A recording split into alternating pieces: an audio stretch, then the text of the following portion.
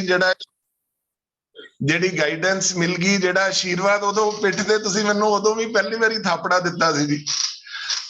that is I think ਕਿ ਵੀ ਉਹਦੇ ਕਰਕੇ ਹੀ ਇਹ ਸਮਾਈਲਸ ਤੇ and sharing of knowledge and sharing of interaction ਸਾਰਾ ਚੱਲ ਰਿਹਾ ਜੀ।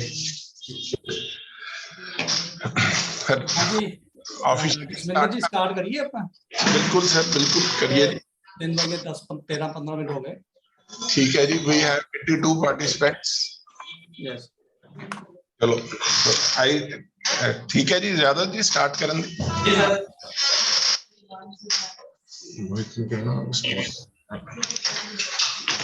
ਸਾਰਿਆਂ ਨੂੰ ਸਤਿ ਸ਼੍ਰੀ ਅਕਾਲ, ਨਮਸਕਾਰ, ਆਦਾਬ, good evening, worthy seniors, members in the profession, friends, ladies and gentlemen. It is indeed has been a great, enormous year from 2021 till date, leading the District Taxation Bar Direct Taxes Association Ludhiana. So we have been doing our best. Still, if there were some lacking at some points, we seek pardon, and I hope we have been able to do justice. ਤੇ ਅੱਜ ਬੜਾ ਪਾਇਸ ਦਿਨ ਹੈ ਜੀ ਕਿ change is the law of nature, and they say that who welcome change they succeed, and I want to succeed in my career and life, so that's why I am welcoming change. And ਮੈਨੂੰ ਸਾਹਿਰ ਲੁਧਿਆਣਵੀ ਜੀ ਦੀਆਂ ਦੋ ਲਾਈਨਾਂ ਜਿਹੜੀਆਂ ਉਹ ਯਾਦ ਆ ਰਹੀਆਂ। ਪਿੱਪਲ ਦੇ ਪੱਤਿਆਂ ਵੇ ਕਿਉਂ ਖੜ ਖੜ ਲਾਈ ਹੈ। ਸਪ੍ਰਿੰਗ ਜਿਹੜਾ ਆ ਗਿਆ ਜੀ, ਉਹ ਮੌਸਮ ਬਦਲ ਰਿਹਾ। ਪਿੱਪਲ ਦੇ ਪੱਤਿਆਂ ਵੇ ਕਿਉਂ ਖੜ ਖੜ ਲਾਈ ਹੈ, ਪੱਤ ਝੜੇ ਪੁਰਾਣੇ, ਰੁੱਤ ਨਵਿਆਂ ਦੀ ਆਈ ਹੈ, ਰੁੱਤ ਨਵਿਆਂ ਦੀ ਆਈ ਹੈ।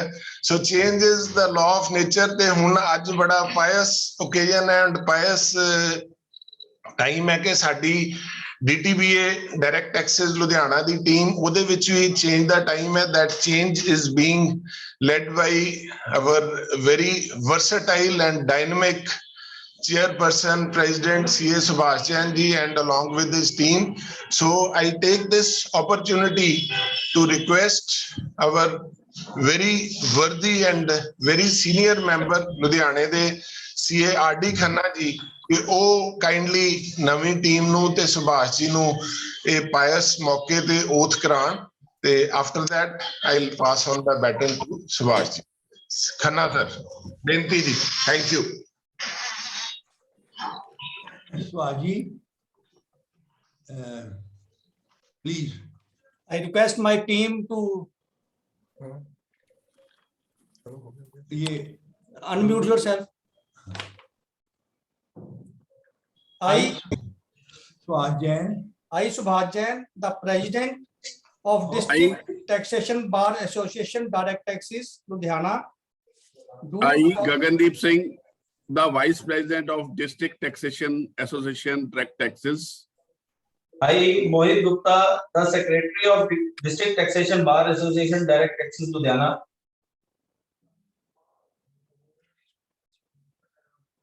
Over sir. Unmute कर लो। I, CA Rakesh Grover, Joint Secretary, DTBA Ludhiana. I, CA Arvinder Singh, the Executive Member of DTBA. I, Anshul Sood, Executive of District Taxation Bar Association Direct Taxes Ludhiana.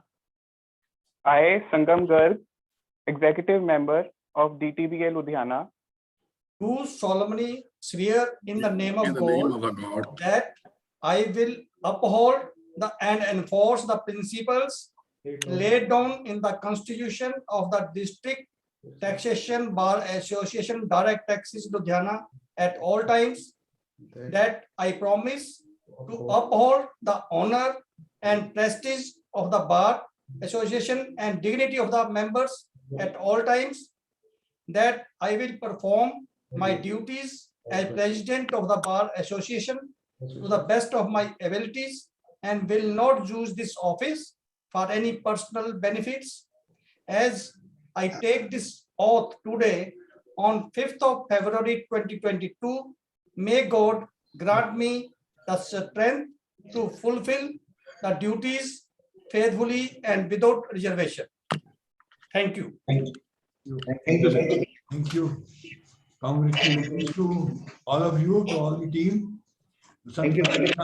मौका है कि खुशियों से भरा रहेगा सारा साल आपके लिए. Thank you, sir. Thank you very much, sir. Thank you, sir. Khanna sir, it is indeed a great honor ਕਿ ਵੀ ਅੱਜ ਦੇ ਮੌਕੇ ਦੇ ਉੱਤੇ ਤੁਹਾਡੀਆਂ ਬਲੇਸਿੰਗਸ ਤੇ ਓਥ ਦੇ ਵਿੱਚ ਤੁਹਾਡੇ ਕੋਲੋਂ ਬਲੇਸਿੰਗਸ ਲੈਣੀਆਂ ਤੇ ਉਹ ਕਹਿੰਦੇ well begun is half done ਤੇ ਵੈਲ ਬਿਗਨ ਦੀ ਅੱਜ ਤੁਸੀਂ ਸ਼ੁਰੂਆਤ ਕਰਤੀ ਹੈ. Before I pass on the baton to CA Subhash Jain ji, ਮੈਨੂੰ ਦੋ ਲਾਈਨਾਂ ਜਿਹੜੀਆਂ ਮੈਂ ਹੋਰ ਸਾਰੇ ਮੈਂਬਰਸ ਤੇ ਖਾਸ ਕਰਕੇ ਸਾਰੀ ਐਗਜ਼ੈਕਟਿਵ ਟੀਮ ਜਿਹੜੀ ਨਵੀਂ ਹੈ ਉਹਨਾਂ ਨੂੰ ਦੇਣੀਆਂ ਚਾਹਾਂਗਾ. ਉਹਨਾਂ ਦੀ ਸ਼ਾਨ ਵਿੱਚ ਉਹਨਾਂ ਨੂੰ ਆਪਣੇ ਤਰਫੋਂ बेस्ट विशेस देना चाहना सारे मेंबर्स ਨੂੰ. दुनिया की हर खुशी से आपकी मुलाकात हो, खूबसूरत हर दिन, खुशनुमा हर रात हो. दुनिया की हर खुशी से आपकी मुलाकात हो, खूबसूरत हर दिन, खुशनुमा हर रात हो. खुदा जब भी खुशियां बांटने निकले तो हर दिन आप ही से शुरुआत हो, हर दिन आप ही से शुरुआत हो. Thank you very much, friends. I sign off today's meeting by passing on the baton of DTBA collar and logo to our incoming president, C.A. Subhash ji. So I request Avneet ji to kindly remove the DTBA baton from my background and pass it on to our worthy president 202. C.A. Subhash Jain ji. Thank you very much, friends. So nice of you. It is indeed, it was an enormous year. Thank you very much. So Subhash Jain ji, बहुत-बहुत मुबारਕਾਂ. ਤੇ ਜਿਹੜਾ Thank you, Jasminder ji. Thank you very much. DTBA ਦਾ collar ਤੇ DTBA ਦਾ baton ਤੁਹਾਡੇ ਕੋਲ ਆ ਗਿਆ. So I request you to kindly take the proceedings and move ahead for the further. And thank you very much again, ladies and gentlemen, worthy seniors, friends and juniors. Thank you. Thank you, Jasminder ji. Thank you very much. Dear friends, all the members, the seniors, Khanna साहब आपका बहुत बहुत धन्यवाद कि आपने सुबह मैंने आपको फोन किया and you did the honors, to so kind of you, sir. Really honored. Thank you, Jasminder ji. I take this opportunity to thank all the members of the Bar Association on behalf of team DTBA 2022, me, myself as president, CA Gagandeep Singh as vice president, CA Mohit Gupta as secretary, CA Rakesh Grover as joint secretary and cashier, CA Arvinder Chawla, CA Anshul Sood, CA Sangam Garg as executive members. I take this opportunity to thank you all for reposing faith in our team, in me and my team, and I assure you that we will work up to your expectations. The bar set by Jasminder Singh ji, I think, is quite high. We will try to reach that, or I don't know how will we be able to cross it, but anyway, we will try our best. And I thank the outgoing president and his team and appreciate and put on record the commendable job done during their tenure as executive team in 2021. Thank you, Jasminder ji and your team. I assure the members, as I take as president of DTBA team 2022, I assure the members that all their issues relating to the department, relating to the DTBA, there are many issues relating to CPC, related to systems, relating to technology related issues, and we will be taking all of them on priority basis. Rest assured that they will be sorted out to the best of our ability. And continuing with the efforts of the all teams, knowledge sharing will be continued. We have already formed two teams. One is newsletter team, another is study circle team.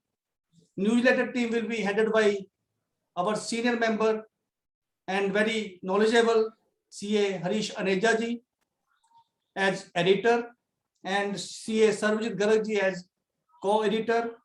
Other members of this team will be again senior member Kulbhushan Goyal ji, Megha Kalra ji, and CA Anmol Pabreja ji.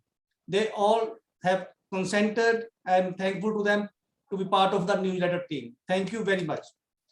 Another team from our executive team, 2 members, CA Arvinder Chawla ji and Sangam Garg ji will be from the team DTBA, and they will be coordinating and doing the job as newsletter team. Another team is a study circle team which we have formed, and it will be headed by CA Rajiv Kaushal ji as convener, and other members of the team are CA Rajiv Sharma ji, CA Gulshan Vadwa ji, and darling of all I would say Pushkal Soni ji. जो भी team का नाम लोग कहते हैं पुष्कल सोनी को जरूर ले लेना. Everybody wants के पुष्कल सोनी को ले लो. I know he is so humble and he is so dedicated that everybody wants him to win. So I welcome this team also and thank all these members who have consented to be part of this study circle team. From the executive team, CA Gagandeep Singh and CA Anshul Sood will be coordinating with this team. In addition to these 2 teams, we are in the process of forming 3 teams more. One is co-curricular activities team. We are planning a cricket match with other professional bodies. It is just in the starting stage or in the pipeline. Let's hope it matures as this pandemic situation, whatever happens, considering that into account. Another team is issues relating to legal issues relating to income tax matters, which will be dealt with the department and with the CVDT. And one team, I think we are to keep it in focus. That's why I have formed a separate team, technology and systems related issues, which we will be taking up with the CPC and with the director systems. I will welcome voluntary.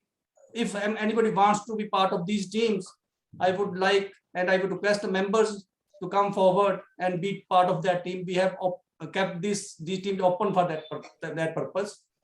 We will be having other programs also, which I have in mind that will be taken care of during the process as we continue. And I would also request the members to continue to share their wisdom by writing something for the newsletter which they think is good for the members as a whole, for the profession. You have so pool of knowledge. If everybody shares something or the other, if some judgment comes to your knowledge, you come across some judgment or something during their practice, please share with us, and we will be sharing it with the members through the newsletter or through the study circles. Now, not taking more time because it is already 3:27. Our guest speaker Sidharth Jain is already there. I would now request, I will hand over the mic to Secretary CA Mohit Gupta to continue the proceedings for the purpose of today's webinar. Thank you, everybody, once again. Thank you very much. Thank you, our President. I thank you, sir, for introducing our team and committee members. Today, I, being Secretary DTBA, has been entrusted with the task to conduct this first e-study circle meeting of our tenure. We will be conducting this under the guidance of CA Rajiv Kaushal ji with the technical team led by Pushkal Soni ji. I will be helping him and CA Anshul Sood ji. The queries and the question answer session will be taken up by our Vice President CA Gagandeep ji and with the help of CA Gulshan Vadwa. Members can raise their queries in the chat box or by raise of hand. I would request our members that the queries would be taken after the speaker has completed the deliberation. Now I would again like to invite our President C.A. Sidharth Jain ji to formally welcome all our members. Thank Over to you, sir. As we formally start the proceedings of today's webinar, today, as I welcome you all for this knowledge sharing program on this auspicious day of Basant Panchami, may I pray that Ma Saraswati showers her choicest blessings on all of us so as to work towards nation building and in better administration of revenue laws with which we all are associated, and above all for the benefit of our clients and assessees who are there on the basis of which we earn our livelihood. I pray for blessings of Ma Saraswati. I welcome C.A. Sidharth Jain ji from Delhi. He is a very learned speaker, as you will know during his when he will deliberate on the changes in income tax law as proposed in the Finance Bill 2022. When I rang him day before, he readily agreed. Not only agreed, he said it will be an honor to be part of this webinar. Thank you, Sidharth ji, and welcome you for this webinar as guest speaker. I welcome all the past presidents of DTBA, and I have seen Mr. Vikas Gupta, president of ITCA, Indirect Tax Consultant Association. I welcome I welcome Shri V.R. Kaushalji, who was there. I have seen him. I welcome you, sir. Also, he is General Secretary of Secretary General of Punjab Tax Bar Association. I welcome all the office bearers and members of all other associations who have joined and their members. Above all, I welcome all the members of DTBA who have joined today to be part of this very important webinar, which will help us to deal with the changes proposed in the income tax during the year coming. And if anybody, I have not seen the dignitary or other member from other association, I would welcome you all. That's what I say. Now I welcome you again and hand over the mic back to C.A. Mohit Gupta to proceed further. Thank you. Thank you, sir. Thank you. I can see some more faces, sir. C.A. Dinesh Sharma ji or NIRC, like I welcome him, sir. I can see C.A. Subhash Jain ji, Dheeraj Jetli ji, our past president. I would like to add some quote for all the members. दिल को सुकून मिलता है मुस्कुराने से, दिल को सुकून मिलता है मुस्कुराने से, हमारे स्टडी सर्कल में रौनक आ जाती है आप सबके आने से. Thank you sir, thank you for coming. हम लोगों ने सेंचुरी पार कर ली है सर फर्स्ट स्टडी सर्कल में. We have cross 100. Thank you sir, thank you for coming. Now I will hand over the mic to C.A. Rakesh Grover, our joint secretary, for formally introducing our guest speaker, C.A. Sidharth Jain. Sir. Thank you, Mohiji. Thank you very much. Good afternoon, everyone. I am privileged to introduce our worthy speaker for today's session, C.A. Sidharth Jain ji. Mr. Jain graduated from Shri Ram College of Commerce and completed his CA in 2001 while being placed on merit list of rankers in both inter and final. He is also a law graduate from Delhi University. He specializes in direct taxes and has delivered more than 500 lectures on various topics of Income Tax Act, which include assessment, reassessment, appeal, penalty, prosecutions, survey, search and seizure, deemed dividend, MAT, many more. Mr. Jain is the regular visiting faculty of ICAI, National Academy of Direct Tax, Nagpur, and Regional Training Institute of Income Tax Department. He remained special invitee at Direct Tax Committee of ICI for the consecutive 8 years from 2011 to 2018. He was also part of committee formed by ICI for the revision of guidance tax on tax audit and publication of ICDS Now I request worthy speaker CA Sidharth Jain ji to kindly start the deliberation on today's topic. Thank you. I missed out CA Ashwini Kumar ji is also there, my guru. I welcome you, sir, also for coming and blessing us, blessing me particularly. Thank you, sir. Thank you very much. A very good afternoon to all of you. I hope my voice is audible and it's clear. Let me start by placing on record my appreciation and my congratulations to the new team of DTBA under the able thought leadership of Subhash Jain sir and his other colleagues in the new council. My heart goes out equally to Jasminder Singh ji because my first journey to, sir, you will remember, to Ludhiana was in your tenure when you was the chairman, and I spoke on, tax audit, I believe so. And it's again, linkage and coming back to where I left it. I would not take much of the time. My wishes and my salutations to the battery of past presidents, to the other senior members of the profession, especially R.D. Khanna ji, Ashwini Kumar sir, and other members from other bar associations, as well as ladies and gentlemen. Let me start by saying that this year, I hope we have a time limitation. And though Mohit ji has ably stated that the query should be addressed at the end, but it would be my endeavor because Mohit bhai क्या होता है कि जब topic गरम होता है ना time member पूछ सकता है तो उन्हें सुनने का भी मजा आता है उन्हें बताने का भी मजा आता है. No issue, sir. To use the local dialect also, sir, but it's still a learning. Punjabi is still a learning to me over last 10-12 years. But I'll try to do justice with the time also and to the topic also. Yes. Sir, I would request that whatever query comes, let it be in the chat box. If Okay. any member I'm keeping an eye on the chat box. I'm keeping an eye on the chat box, sir. If our query specialist Gagandip ji and Gulshan ji thinks that it is going to be asked immediately, they may unmute or they may ask in between, sir.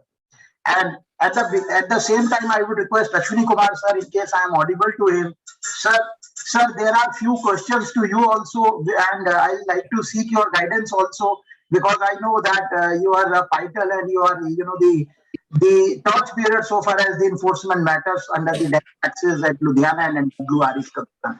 So straight away coming to the Finance Bill 2022. Unlike the last year, this year there are almost 84 clauses in the finance bill. And the other day on the budget day, I was just joking to my colleagues in the office कि शायद finance minister के नाम पर इसी के नाम पर सबसे लंबा budget speech का record है. So let's hope कि इस बार वो record ना टूटे. And probably we were fortunate कि 12/5, 12/10 पे जो कि conventionally time है, direct tax proposals they started coming. Now coming straight away to the amendments. The first amendment has been proposed in section 242 clause C, wherein the definition of slum sale has been, amended. We all know the slum sale is a transfer of undertaking as a going concern without values being assigned to individual assets. Last year, when they amended, they enlarged the scope of 242C. They missed out the expression transfer and they used the expression sale. So they have, rectified it and they have amended it with retrospective effect. The next amendment is section 247 capital A, insertion of a new section. This section pertains to the definition of virtual digital assets. Now, sir, we all know that the government has been trying to combat with the taxation of cryptocurrency, I would say. And of late, there have been, I don't know how many of the members are aware about the background pertaining to the cryptocurrency, but of late, since 2015, the cryptocurrency and the digital assets are in the contemplation of the department. In 2016, the RBI formed a committee to look into the nuances of taxation and regulation of this. Then in 2017, the committee, when the report was likely to be came out, the RBI issued a circular which was challenged before the Honorable Supreme Court, barring all the SSCs and all the banks, rather the banks, from transacting in cryptocurrency or making payments pertaining to cryptocurrency. Now that RBI circular was challenged before the Honorable Supreme Court. The Honorable Supreme Court quashed that circular. In the interregnum, the central bank digital currency provisions were to be come. Last year, we missed out. Then again, in the winter session, we missed out. And now, finally, the finance minister had said that yes, there would be central bank digital currency, but that is a regulated currency that will be having backing, sovereign backing from Government of India. But coming back to the virtual digital assets, this whole menace, it started in 2012 and globally there is an organization, India being part and parcel of signatory of OECD, Financial Action Task Force, FATF. So the FATF guidelines, they are, the benchmark for all the member countries. And since 2012, a lot has been said about virtual digital assets. The definition in 247 capital A pertaining to virtual digital assets has been peri materia and substantia borrowed from the definition which is there of the virtual digital assets in the FATF guidelines. I don't wish to go into the depth of the definition, but it says any information or code or symbol or a node or a token which is recorded in a cryptographic form, transferred, whether with consideration, without consideration, transferred electronically. So this is an inclusive definition. They have brought in 3 clauses. One is the virtual digital asset, then they say non-fungitive tokens. Now, what is non-fungitive tokens? Let's say lot many websites these days, they are promoting themselves. So to their customers, they are issuing some tokens for values to be exchanged, to be transacted. We all know that yesterday, the shares of Mark Zuckerberg's company, it fell like anything. It fell like a pack of cards. And he's going into metaverse. Now, metaverse is another such technology as a result of which non-fungitive tokens would be used. So the definition is an inclusive definition. It has got 3 clauses. I don't wish to get into the finities of the definition, but at the same time, they have brought in 3 more amendments which are peri materia to the taxation of virtual digital assets. The first amendment has been after 247A made to section 56 subsection 2 clause 10.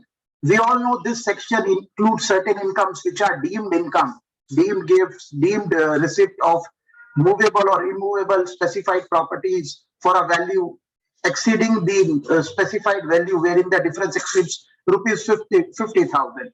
So there, the definition of the property, movable asset, because obviously virtual digital asset is not an immovable property. The definition of virtual digital asset has been included in the definition of a movable property.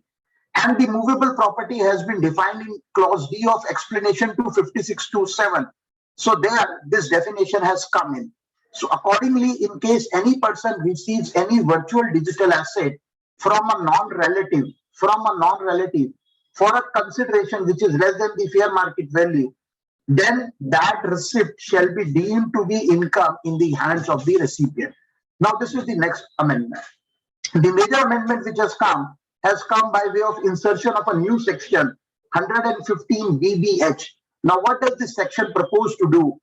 It provides that where the total income of an assessee includes income on account of transfer of virtual digital assets, the tax on such income shall be computed as under A.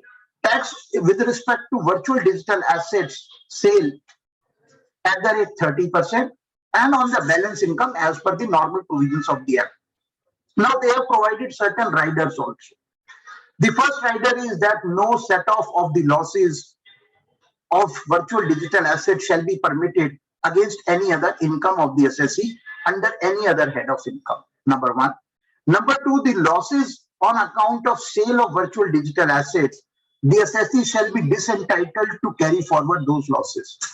But if we look into the finities of the drafting, somewhere there is a query which is popping up in the minds of the members that what would happen. Let's say, Mohiji, we take an example that an assessee, he has earned income, that is profit, as well as he has incurred loss in 2 separate transactions during a same year with respect to virtual digital assets. Perhaps the drafting language which has been used indicates that only profit would be taxable and no allowance of loss would be permitted. So that is one lacuna which has been already flagged up on the budget date itself, and probably they'll come out with a clarification on the same. But Subhashji, if you ask me what are the global standards, because we must know what are the global standards about taxation of the cryptocurrency or the digital currencies. all the virtually, the developed economies, be it Japan, be it Canada, be it US IRS, be it, France, be it Italy, they have already put in place mechanism to classify the gains on virtual digital currency, especially cryptocurrencies, into two parts. A, where it is held as investment, then the corresponding income would be in the nature of capital gain. And where it is held as a business asset, that is stock in trade, it would be taxed as a business income. It is rather preposterous to say that perhaps the government has overlooked the taxing aspect of this particular thing. But anyway, another aspect which they have missed so far as the taxation of virtual digital currency or virtual digital assets is what would happen when a person himself mines the virtual digital asset. So that is another flag, that is another missed out from their bus, and probably this issue will also be flagged to the government. Now, the last part of this amendment pertains to deduction of TDS, tax at source, vis-a-vis the consideration received from transfer of virtual digital currency assets. The provision has been inserted by virtue of section 194S of the Income Tax Act. It provides TDS is to be deducted at the rate of 1%. Now, what if somebody asked me a question? What if, Subhaji sir, aapka hi to sawal tha the other day.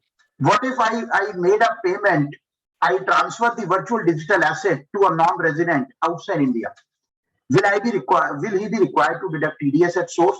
No, obviously, because the Income Tax Act is not extraterritorial. It extends only to India, does not extend to beyond India. What if, the virtual digital assets, Grover साहब, मेरे पास 100 bitcoin है, presumably, मानना मत sir, क्योंकि आज के दिन bitcoin की वैल्यू बहुत बढ़ गई है. So presumably I have got 100 bitcoins and you have got 1000 Ethereum, and I transfer my bitcoins to you and you transferred your Ethereums to me. Now, would there be a requirement of deduction of tax at source? Both of us being residents, yes, obviously there will be requirement of deduction of tax at source by each of us being the transferee. At what value? Probably they are silent. They don't know that how to arrive at the valuation or the fair market value of the virtual digital asset. In time to come, probably rules would be notified about the valuation. The worst problem about the applicability of the TDS provisions 194S comes from the bare fact that virtual digital assets, they are traded on exchange, right? Am I right, sir? Like one of the exchanges was examined and enforcement proceedings were conducted by the ED in case of one of the leading virtual currency platform providers. Now, just like in the stock exchange, where we don't know the identity of the buyer and the seller. I mean, I am a seller, I don't know the identity of the buyer. If I am the buyer, I don't know the identity of the seller. So who will deduct TDS? Who will provide the PAN number? Probably, they have made out a provision which they have brought out in some kind of a hurry to board the train without examining in depth the nuances of the provisions.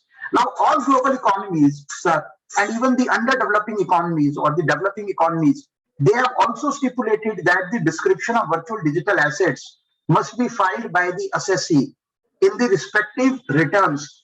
US IRS Form 1940 duly provides for such disclosures. France also provides for such disclosures. Japan also. But probably again, they have missed it out. At the same time, the question, Mohit, which is a very pertinent question, कि income tax के अंदर तो आपने gain के ऊपर tax दे दिया. And we all know, income tax is an act which is such a beautiful act कि आप अगर illegal business भी कर रहे हो, तो भी आपको income tax देना है अपनी income के ऊपर, illegal business की income पर. सवाल ये उठेगा कि illegal business के legal expenses आपको मिल जाएंगे, illegal business के illegal expenses भी नहीं मिलेंगे. Am I right, Subhash ji? Section 37, subsection 1 explanation inserted by Finance Act 2001 with retrospective effect from 8/4/1962 after that Bombay ITAT judgment, Crown Constructions. So what will happen? What will happen vis-a-vis the other enforcement laws are concerned? Because budget के बाद finance secretary साहब की एक statement आई Tarun Bajaj साहब की statement भी आई, who is the revenue secretary, and they said that we are not regularizing the cryptocurrencies in India. What we will regulate is only the central bank digital currency and not the cryptocurrency.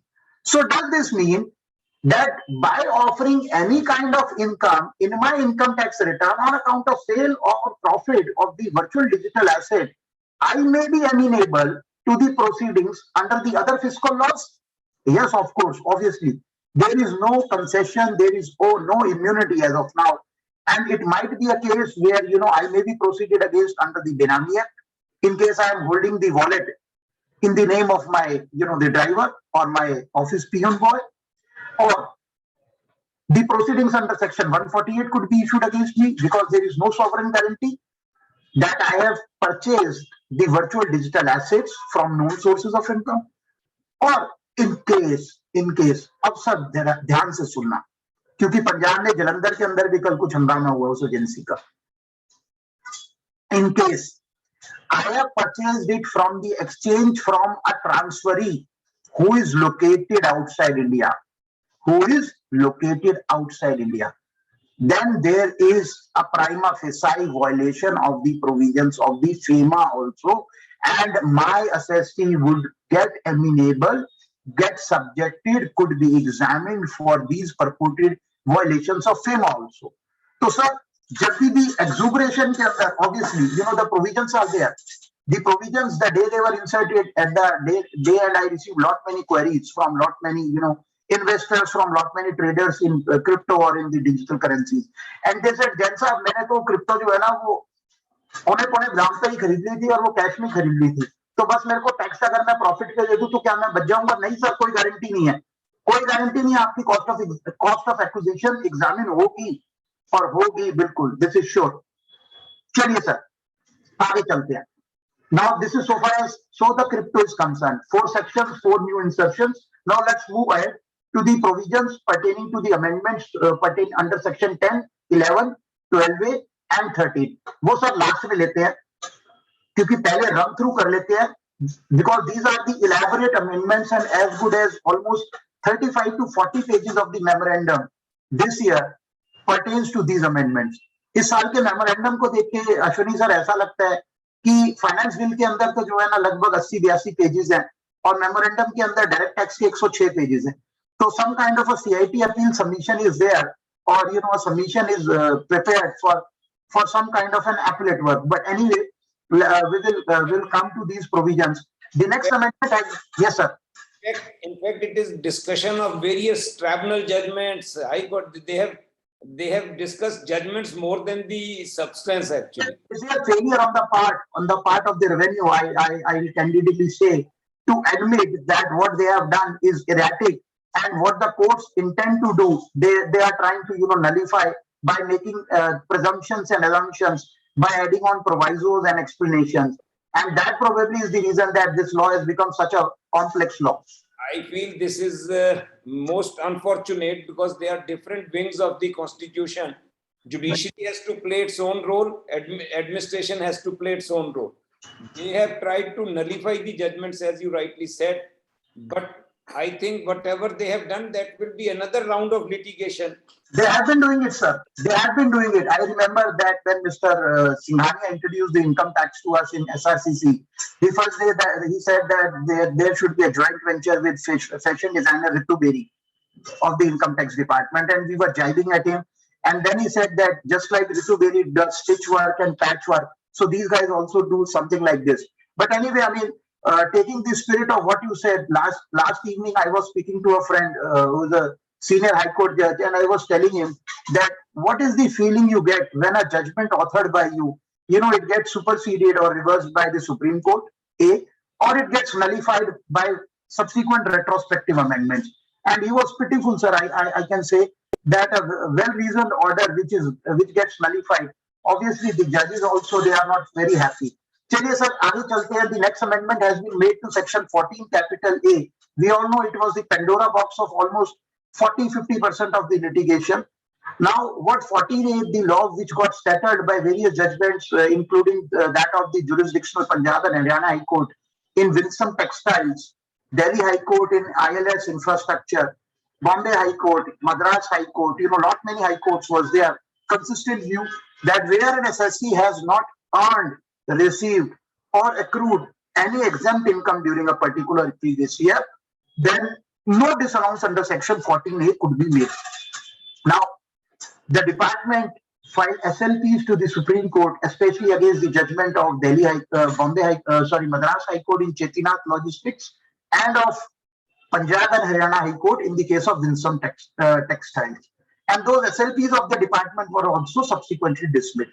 So the law came to be settled that where there is no exempt income, there would be no disallowance under 14A of the Income Tax Act.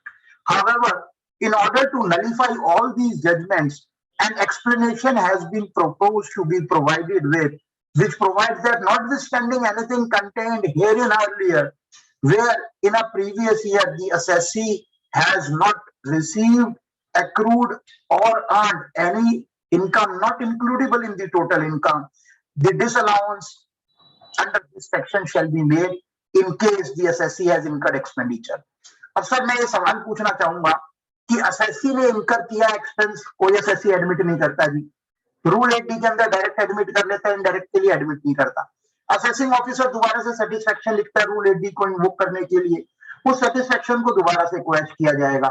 So why is it that they don't want to digest it? I mean, that's something I ponder over and I, fail to comprehend and fail to appreciate. Anyway, चलिए आगे चलते हैं sir. The next amendment is pertaining to the expenditure incurred with respect to the COVID-19. Certain 3 amendments have been made. First amendment has been made in section 17 subsection 2. We all know 17 subsection 2 describes what are perquisites.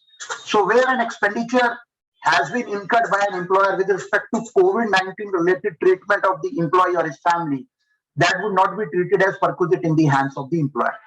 At the same time, under section 56 subsection 2 clause 10, there are certain incomes which are deemed income. When lot many people were dying, especially in the second wave, or they were suffering, many people expired and lot many NGOs came to the help. They were contributing, collecting money and contributing it to the dependents of the deceased assessee. And a contention was being raised, one of the groups of the income tax, where lots many income tax officers are there, as to whether this should be taxable prima facie or not in the hands of the dependent. The answer was yes, obviously on account of 56(2)(10), but now they have given it an exclusion that any sum of money received by the dependents of a deceased person who died because of COVID-19 related ailment will not be chargeable to tax as deemed income up to whatever amount. So आज ये लिख लेना ध्यान से, up to whatever amount in case it is received from the employer. और अगर sir other than employer हो तो क्या होगा? तो लिमिट जो है अनलिमिटेड अमाउंट की लिमिट खत्म हो जाएगी. अनरिलेटेड नॉन एम्प्लॉयर से अगर पैसा मिलता है तो केवल 10 लाख रुपए तक की छूट है. अब सवाल ये उठता है कि 10 की जगह अगर 11 मिल गया तो क्या होगा? क्या 10 की छूट जो सबको मिली है वो मिल जाएगी, या सिर्फ 1 टैक्स होगा या 11 टैक्स होगा? But if we go by the spirit of section 56(2)(10), we know a sum of money received from a non-relative in excess of rupees 50,000 is chargeable to tax. तो अगर किसी को 60,000 का non-relative से गिफ्ट मिलता है, Ashwini sir will remember, I think jurisdictional ITAT Chandigarh bench की judgement है, किसी को 60,000 का अगर गिफ्ट मिलता है तो 50,000 की छूट नहीं है, पूरा का पूरा 60 ही टैक्सेबल होगा. So if we look into the spirit of section 56(2)(10), yes, only the entire amount would get taxable. But if we look into the spirit and the intention of this amendment, then probably the 10 lakh rupees should be available to all the assessees by and large. चलिए sir, अब आगे चलते हैं sir. एक amendment आई sir section 28 के ऊपर. Section 28 sub clause 4. जब मैं टैक्स ऑडिट के ऊपर सर लेक्चर देता हूँ, Rajiv Kaushal ji, if you are there sir, Rajiv ji सुन पा रहे हैं ना? Yes sir. एक आदत है सर, वो वर्चुअल के अंदर क्या हो जाता है कि ढूंढ के ना जगाना पड़ता है आदमी को, though you are there, but you know we get to be more interactive, otherwise speaker के लिए मोनोटोनस हो जाता है. So what happens is when we discuss tax audit, there is a particular clause which asks and the tax auditor to report as to whether there is any income falling within the scope of section 28 which has not been credited to the profit and loss account. और वहां हम सब लोग लिखते हैं नील नील नील नील नील ही लिखते हैं, क्योंकि अगर ये लिख दी 28(4) वाली तो कहना है अगले साल मैं तो छटो जी तुसी ऑडिट ऑडिट तुसी ज्ञान ज्यादा देंदे हो, मैंने दूजा बंदा कर रहे हैं सस्ते पैसे ले रहे हैं, मैं तो देखो ले जा रहे हैं. Anyway, so 28(4) was one bone of contention which I always used to apprise our members about, and now in order to have a tracking of 28(4) expenditure income, you know what 28(4) says? And value of any benefit or perquisite received by an assessee in other than cash during the course of exercise of business or profession as the case may be. Value of any benefit or perquisite, non-monetary.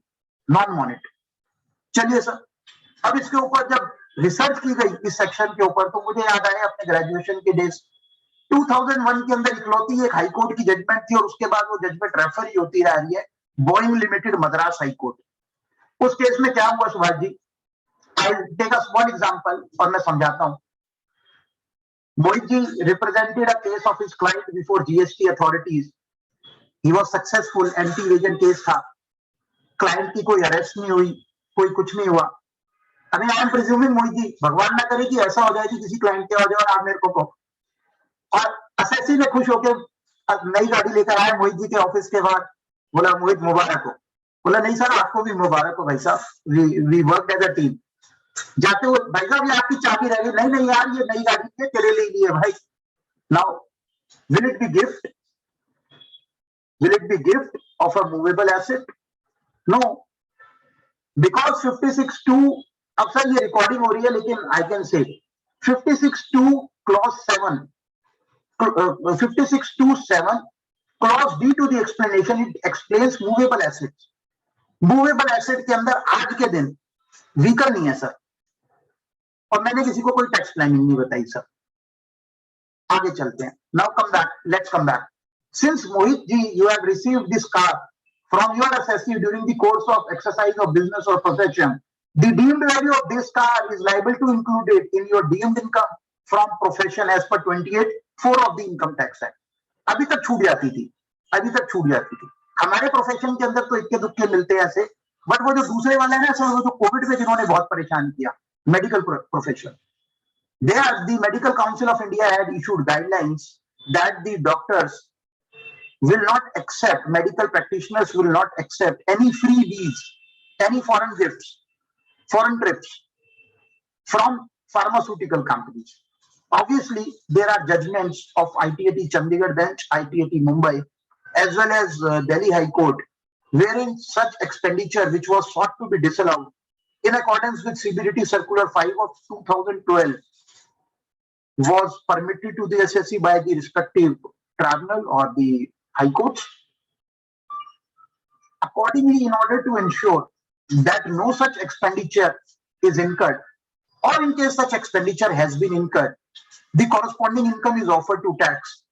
The ambit of this such like income has been expanded by virtue of a new provision pertaining to deduction of tax at source. The new section is 194R, which provides the value of benefit or perquisite in case it exceeds 20,000 and more. TDS is required to be deducted at 10% by the person providing such benefit or perquisite, and in case it is in kind, then before providing or releasing such benefit or perquisite, he will ensure that tax is deducted at the value. Correct, sir? अब sir गाड़ी के अंदर से TDS कटना है तो bonnet या bumper में से क्या दोगे? कुछ भी नहीं दोगे. भगवान ना करे कि एसएससी मांगे या क्लाइंट मांगे. So the client has to ensure that the value of the benefit or perquisite is grossed up at 90% so as to arrive at the 100% value. It is just similar to the provisions contained in section 194 capital B and double B of the Income Tax Act. Casual income, lottery income, TV, television shows. चलिए sir, अब आगे चलते हैं. The next amendment has been made to section 37 subsection 1, where explanation 3 has been inserted.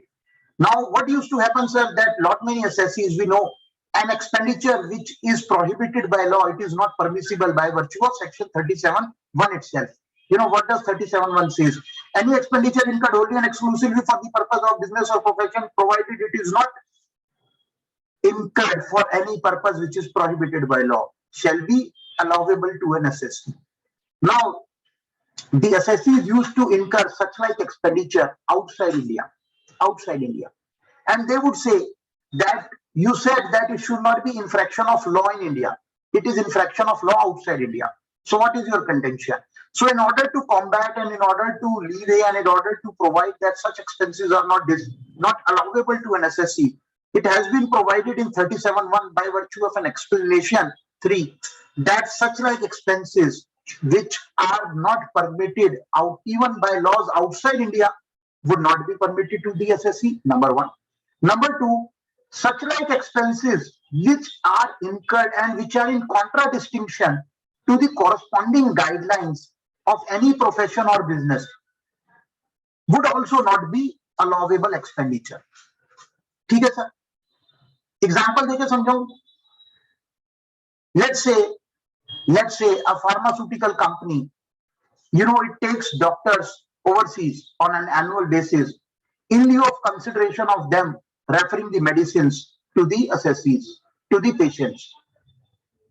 Now, since such like expenditure is not permissible on account of the guidelines of the Medical Council of India, you know, this expense, even if it has been incurred as a business promotion expense by the pharmaceutical company, would be disallowed in the hands of pharmaceutical company. So there will be two things which will be happening. A, disallowance of expense in the hands of the payer, and B, deemed income under same set of circumstances under 28(4) in the hands of the payee. Am I correct, sir? चलिए sir, अब आगे चलते हैं. एक और judgement आई sir supreme court की सितंबर 2021 के अंदर, Aqua Technologies. वहां क्या हुआ? We know 43 capital B, it provides certain expenditure deduction to be permitted only basis of actual payment. So the assessee, instead of paying the interest, he issued debentures to the lender. Now that judgment of the Honorable Supreme Court, the Supreme Court said nothing wrong about it, and they allowed the allowance of deduction on account of interest under 43B to the assessee. That judgment again of the Honorable Supreme Court has been sought to be nullified by virtue of this amendment to section 43 capital B, wherein the expression or debenture has been added in 3 explanations. चलिए sir, अब आते हैं मुद्दे पर. क्या हुआ sir Subhash ji कि 2012 के अंदर जब प्रणब मुखर्जी साहब ने first proviso to section 68 insert किया, है ना सर? What does it say? Section 68, cash credit. What is cash credit? Any sum of money received by the assessee for which the assessee does not offer, fails to offer the explanation about the nature or source thereof, or the explanation offered by the assessee is not in the opinion of the assessing officer satisfactory, shall be deemed to be the income as cash credit in the year in which it is received. The first proviso provided that notwithstanding anything contained where the cash credit or sum received is in the nature of share capital, share premium, share application, or any other name, any other sum by such name, then the assessee's owner shall not be deemed to be discharged unless and until the person in whose name this credit has been recorded also offers an explanation of such sum in his hands and the AO is satisfactory about such explanation. Who are you, sir? Actually, sir, you'll remember there was a judgment of Guwahati High Court in the case of Nemi Chand Kothari, a very old classical judgment, which would say कि source of source section 68 के अंदर proof नहीं करना. Am I right, sir? Now that judgment came as an hindrance, क्योंकि sir जब वो कलकत्ता से जो चेक आने शुरू हुए ना शेयर कैपिटल के, so it came as an hindrance. So in order to combat that thing, this amendment was brought in, and Memorandum of Finance Act 2012, this amendment was part of anti-abuse provisions 56 27B was also there that year. अब इसके अंदर sir एक interpretation ये निकल कर आई that they are only using the expression share capital, share premium, share application or any other sum by such name called. तो मुझे कहने में कोई शर्म नहीं सर, जब हम लोग अटक जाते हैं तो जिनको फोन करते हैं, मैंने उनको फोन किया, मैंने कहा sir my interpretation says that it is only with respect to share capital, not with respect to loans. Why? I said, sir, in law of interpretation, there is a principle of adjustum generis. Adjustum generis, E-J-U-S-D-E-M, generis, which says that the word etc. would take color from the previous words and expression used. And since in the memorandum you spoke only about share capital, precarious practice of conversion of unaccounted money in the garb of share capital. So the provisions of 68, in my opinion, are not applicable to unsecured loans, deposits, or any other credit which is not in the nature of share capital. Unfortunately, sir, this has been nullified now with prospective effect from assessment year 23-24. Ashwini sir intends to put in an input, sir. Yes, sir. I will just add whatever Mr. Jain you are saying with respect to this section 68. You are very right that when the amendment was made in 2012, that applied only to share capital or share application money. Now therein, it was still justified to go in for source of source, because in any case that share capital became the capital of the company, and company knew the particulars of the person from whom that capital is being obtained.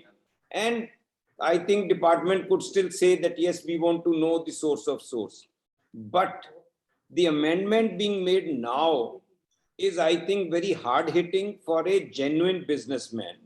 And in fact, I will request the Bar Association, the representatives of the Bar Association, to certainly write against this amendment, because particularly, let us take the case of Ludhiana, wherein we have a lot of hosiery traders. It is a seasonal trade. And in every seasonal trade, people want credit for a seasonal amount, maybe for short-term credit of 3 months, 6 months. And in fact, it is the other way. Part of the months are such when they lend money, part of the months are such when they borrow money. And that can't be from banks, that can't be from secured loans. They are from private parties only. Now, if one has to run business and one takes a loan from a private party and he asks them, you give me your balance sheet, you give me your bank statement, you give me that, and tell me from where this money has come, I think nobody will come forward to give those particulars. Earlier, we used to say, कि जी आप 133(6) में मंगवा लीजिए उनसे. Now they will say the onus is on you. You provide all this. So my personal view is that this is a very hard-hitting amendment which they have made in section 68, particularly in respect of genuine businessmen. So this, I think the bar must make a strong representation against this. After the water has flown so much, so many case laws up to Supreme Court on section 68 that source of source is not required. So making this amendment, I think, is very, very hard hitting. Sir, I agree. We will be representing. Actually, it is impractical amendment which we will never be able to justify the source of source. Yes. Generally, people don't give even the bank statement to justify. They say that अगर ITO मांगेगा तो हम दे देंगे. ਜਿਹੜਾ ਬੰਦਾ ਦੇ ਰਿਹਾ ਤੁਸੀਂ ਉਹਨੂੰ ਕਹਿ ਕੇ ਤਾਂ ਵੇਖੋ ਕਿ ਤੁਸੀਂ ਆਪਣੀ ITR ਦੇ ਦਿਓ, ਕਹੇਗਾ ਜੀ ਪੈ ਲੈਣੇ ਲਿਓ, ਨਹੀਂ ਤੇ ਦੂਜਾ ਬੰਦਾ ਮੇਰੇ ਕੋਲ ਸੀਗਾ ਮੈਂ ਉਹਨੂੰ ਦੇ ਦੇਵਾਂਗਾ, ਤੁਹਾਨੂੰ ਤਾਂ ਬੈਲੈਂਸ ਸ਼ੀਟ ਤੇ ਨਹੀਂ ਦੇਵਾਂਗਾ. So unfortunately, it is practical in fact. It is oblivious, as rightly said by Ashwini sir, that it is oblivious to the ground realities, and obviously with the augmentation of the faceless, things are only going to be different and difficult. It is the inefficiency of the departmental officials that they are trying to make these amendments. That's my perception. Very right, sir. And let's move forward now, sir. The next amendment has been made to section 79 capital A. It is a newly inserted section.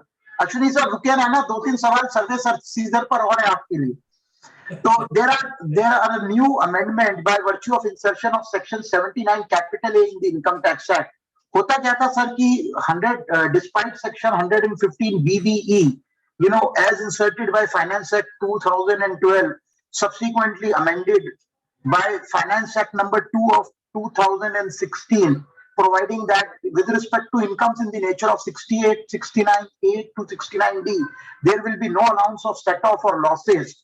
Notwithstanding that, what used to happen was that in the case of search and survey especially, where the undisclosed income could be found, obviously there is a assessee favoring judgment in the case of Kim Pharma of Honorable Chandigarh ITAT. Am I right, sir? Kim Pharmaceuticals. And then on the contrary, there are judgments of the Honorable Gujarat High Court. But the fact remains that unless during the course of search and seizure, the departments come out and is able to unearth any other source of income of the assessee, rationality says now the tribunals have also started saying that in case you did not discover any new source of income during the course of search or seizure, the explanation of the assessee that this cash in hand emanated or the undisclosed investment in stock emanated out of the outside books business is found to be acceptable and it appears to be bona fide and cogent. So sir, ये सारी की सारी deductions in सब cases के अंदर where we were able to explain that the undisclosed assets are emanating out of the business income of the assessee, in those cases the courts were permitting not only this income in the nature as business income, but the assessee was able to claim the brought forward losses and unabsorbed depreciation also. Now, in order to doubly provide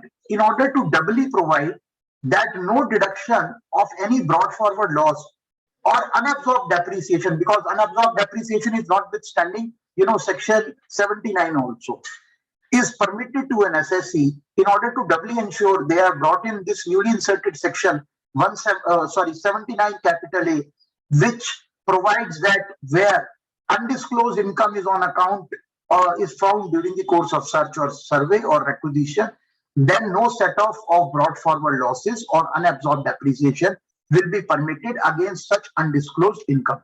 Probably their thinking is that where the assessee has admitted undisclosed income, Jaswinder ji, तो ਉਹਦਾ ਕਹਿਣਾ ਹੈ कि जे income admit कर ली तो ਉਹਦਾ tax भी ਸਾਨੂੰ ਦੇ ਦਿਓ, ਤੁਸੀਂ tax ਨੂੰ क्यों ਕੱਟ कर रहे हो पीछे ਦੇ losses ਨੂੰ ਲੈ के. But here again an important question arises. I don't know. I mean, I looked at the institute's webinar also the other day, that whether this carry forward of unadjusted business loss or unabsorbed depreciation, because you are not permitting this set off to be under 79A now. So will you automatically permit this set off or you will treat it as a reduction? Because MAT के cases में 115 JB में क्या था कि सर एक Karnataka supreme court की judgement थी, Karnataka industrial development corporation, which provided कि आपको मैट के केसेस के अंदर आपके brought forward losses suo motu to the extent of normal income that will be deemed to have been exhausted. So this is again a point which probably the institute also omitted in its post budget discussion on that day. चलिए sir आगे चलते हैं.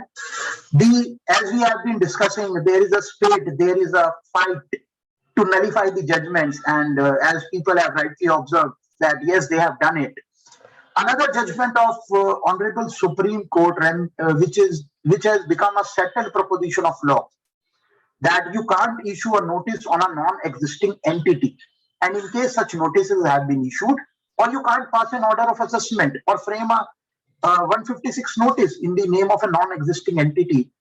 This has become a duly settled proposition of law, firstly approved by the Honorable Supreme Court in the case of Spice Infotainment, and subsequently upheld again by the Honorable Supreme Court in the case of Maruti Suzuki. And then obviously there are lot many High Court judgments also in this regard, which are duly following the propositions of Honorable Supreme Court. So in order to combat these judgments, they have again made out an amendment under section 170 subsection 2 capital A newly inserted section, which provided that notwithstanding the order of amalgamation or merger of the competent authority, during the period during which such order is not received, any order of assessment made with respect to the amalgamating entity shall not be treated as void or invalid. So sir, again, a settled proposition of Supreme Court has been disbanded. चलिए sir, अब 3-4 ऐसी चीजों पर आते हैं sir, जो कि मेरे मुतालिक स्पाइस ऑफ द बजट है, बाकी बहुत कुछ नहीं है.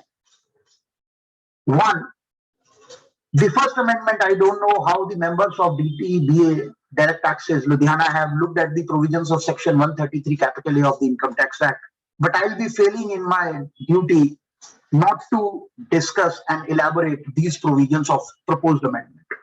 We all know the power to conduct survey prior to the faceless. You know, the authorized officer could be an assessing officer, and the authorizing officer Subhash ji वो सिर्फ range head ही हो सकता था, CIT भी नहीं था, ठीक है जी. Then this TOLA came, taxation and other laws amendment, पहले ordinance then TOLA, and the faceless. In the faceless, they said now in order to ensure that these actions which are non-intrusive, which are intrusive in the affairs of a businessman, we intend to provide that the power to conduct survey will be limited only to two categories or two, portions or wings of the department. First is the investigation wing and second is the tedious wing. Am I right, sir? The consequential amendments were made by making a reference to DG investigation, CCIT TDS, principal CCIT or principal DG investigation. In the explanation appended below subsection 6 of section 133 capital A of the Act. Very smartly, very placidly, this explanation has been substituted with a new explanation, unfortunately, wherein there is no reference to DGIT investigation or CCIT TDS. जैसे सीखे ना words are TDS or investigation, वो cut कर दिया इन्होंने. Now the bare words are DGIT, principal DGIT, CCIT, principal CCIT. Now what does this mean? This implies that now the power to conduct survey, to authorize for survey, is available with every other CCIT, every other principal CCIT, every other DGIT, every other principal DGIT. Does this mean international tax? Yes, obviously. Does this mean transfer pricing? Yes, obviously. Does this mean the jurisdictional assessing officer? Oh yes, obviously. Why not? Does this mean central charges? Yes. Does it mean the TRO? TRO was already empowered by way of subsequent, notifications of the CBDT dated 31st December 2021. So, in fact, the whole gamut of survey has been now made open to the every other departmental senior authority, which was only restricted earlier to 2 authorities. Now it is available to everyone. So this is one of the major teething amendments which has happened this year in the guise of rationalization. चलिए sir, आगे चलते हैं. अगली amendment आई है sir, एक नया section आया है. मैं मजाक कर रहा था कुछ दोस्तों से, कहते यार बजट कैसे पढ़ता है. मैंने कहा किताब से पढ़ता हूं. बोले किताब कब आती है? मैं 1:30 बजे आ जाती है. कहते 1:30 बजे तक तो पूरा का पूरा बजट खत्म हो जाता है. मैंने कहा कैसे? बोला व्हाट्सएप पे आ जाते हैं ना. तो सर व्हाट्सएप वाला मत पढ़ना, व्हाट्सएप वाला मत पढ़ना, प्रोफेशनली तो यही पढ़ना पड़ेगा. चलिए 139 capital subsection 8 capital A. There are 2 sections which are conjointly inserted, 139 subsection 8 capital A and section 140 capital B, both inserted by Finance Bill 2022, updated return of income. In order to give taxpayer in order to give taxpayer a chance to fairly disclose their return of income or income which they might have missed, we are introducing this provision. बहुत अच्छा sir, बहुत अच्छा. Provision में क्या कर सकते हो? Updated income tax return file कर सकते हो. कब कर सकते हो? 12 महीने, 24 महीने तक, 24 months from the end of the relevant assessment year to which the updated return pertains to, provided certain conditions are satisfied. A, you will not claim loss. क्या बात कर रहे हो यार? लॉस क्यों नहीं कर सकता भाई? You will not claim increase in refund. ये दूसरी बात. You will not claim reduction in the tax liability. अच्छा, तो देने का घर तुम्हारा और लेने का घर बंद हो गया. लगता तो ऐसे ही है सब प्रोविजंस को पढ़ के. If you ask me, these are discriminatory. Probably these provisions have been made only to ensure that the subsequent flow of the information by virtue of the annual information statements, AIS or TIS, as and when they get reflected, the assessee can incorporate it. अब sir कुछ सवाल है. Tax additional जमा कराना है जी, वो सब लोग पढ़ चुके हैं. प्रोसीडिंग्स पेंडिंग नहीं होनी चाहिए. कौन सी? असेसमेंट और रीअसेसमेंट की. सुभाष जी, बड़ा मजेदार सवाल है. इन्वेस्टिगेशन विंग से लुधियाना से क्लाइंट को 131 का सम्मन आता है. असेसमेंट अभी शुरू नहीं हुई सर. अपडेटेड रिटर्न फाइल कर दूं? कर सकते हो सर. प्रोसीडिंग पेंडिंग ही नहीं है, पेंडिंग ही नहीं है. अब इसकी वीडियो ज्यादा मत रिलीज करना सर, नहीं तो फिर कोई सुन के वहां बोल देगा. 133(6) पेंडिंग ही नहीं है. सानू क्लाइंट आ गया 10,000 कह जैन साहब वो पार्टी सानू नोटिस ते आना ही सीगा. वो ना पार्टी ते जेडे बिल लिखते सीगे ओदे कोल पहुंच गए इनकम टैक्स वाले. 2 साल पहले मैं तानू दसिया ते सी. हाँ यार बताया तो था. फिर की करिए सर? कुछ मत करो. वो जीपी जूपी तुसी देख लो, जिन्ना जीपी अनाउंस जीपी लाना है, जिन्नी इन्वेस्टमेंट लानी है ओनू ला लू के भर दो कुछ ना कुछ. Now, is there a sovereign guarantee? Is there a sovereign backing that for updated return of income, my case will not be examined? There is no backing, sir. There is no backing. It is unfortunate to say कि IDS के time पर, Suvaji, if you remember, income declaration scheme, there was a declaration by assurance by way of a CBDT circular that the cash deposited, which is declared as additional income under the IDS 2016, will not be inquired into, number one. Number two, it will not be reflecting in the AIS. Am I right, sir? It will not also get reflected into 26 years. और IDS का tax जो है वो भी 26 years में नहीं आएगा. It is unfortunate to say that now in many cases, I am aware in Delhi, Bombay and Kolkata, where the assessees declared cash under IDS and they deposited this cash during demonetization. In such cases, reassessment notices have been issued. And now the assessing officer wants to inquire कि cash तुसी केड़ा declare कितना सी, 500 दे note सीगे, 1000 दे सीगे. मैं कल लाके दिखा फॉर्म नंबर 1 मेरे को, जिसके अंदर ये लिखा था कि 500 के नोट कितने और 1000 के कितने हैं. उसके बाद जवाब दूंगा. So again, this updated return of income, it is going to lead to lot many Pandora boxes. There is no sovereign guarantee, no sovereign backing. Only if तुसी सरकार ਨੂੰ कुछ देना चाह रहे हो तो तुसी updated return file कर लिए. जे तानू लग रहा है तुसी penalty avoid करना चाह रहे तो तुसी file कर लिए. बाकी सर कुछ नहीं है, बेकार. असेसमेंट पूरी हो गई, असेसमेंट पूरी होने के बाद भी रिटर्न अपडेट कर सकते हो? बिल्कुल कर सकता हूं साहब. असेसमेंट पेंडिंग नहीं होनी चाहिए ना कि कंप्लीटेड असेसमेंट कहां लिखा है. असेसमेंट हुई, 6 लाख रुपए आपने जोड़ दिया, मैंने 6.5 लाख रुपए उसको अपडेट रिटर्न करके भेज दिया. असेसमेंट कब तक होनी है? Within 12 months from the end of the relevant assessment year in which the ITR has been filed. 12 के 15 लगा लो जी. 2 साल तक तो अपडेटेड फाइल कर सकता हूं ना सर. And here we have this law. So there is one question. If no return has been filed, can be filed nil return under this new section? Sir तुसी पहले तो ये बताओ नील किस वास्ते फाइल करना चाह रहे हो? Because if you have not filed the return, who is required? Let's go to section 139(1). बाहर जाने चाहिए होती है. अच्छा, that may be a situation, but then again, your tax liability would be nil. Tax liability would be nil. if they have, Continuity, so sometimes it is required for the continuity for 3 years or so. Sir कई बार bank loan ले भी जाई थी bank से loan लेने जाओ पिछले सालों के रिटर्न मांग लेते हैं you can file it, sir. No bar about it. You can file it. I am coming to those things. You know, these are the things which are commonly worded. I mean, what my intention is to invite the attention of the House toward those things, probably which many people are unable to comprehend at the word go. ये तो सभी पढ़ ही रहे हैं sir, tax कैसे जमा होना है, टैक्स पहले जमा होना है. अब मैंने उनको कहा यार तुमको एसएससी का प्रोसिक्यूशन है. Now what is prosecution? Is the initiation of issuance of the notice? Does it reflect prosecution? No. Is it the sanctioning after before the issuance of notice for prosecution that the prosecution pending proceedings will be deemed to be pending? No, you can't say.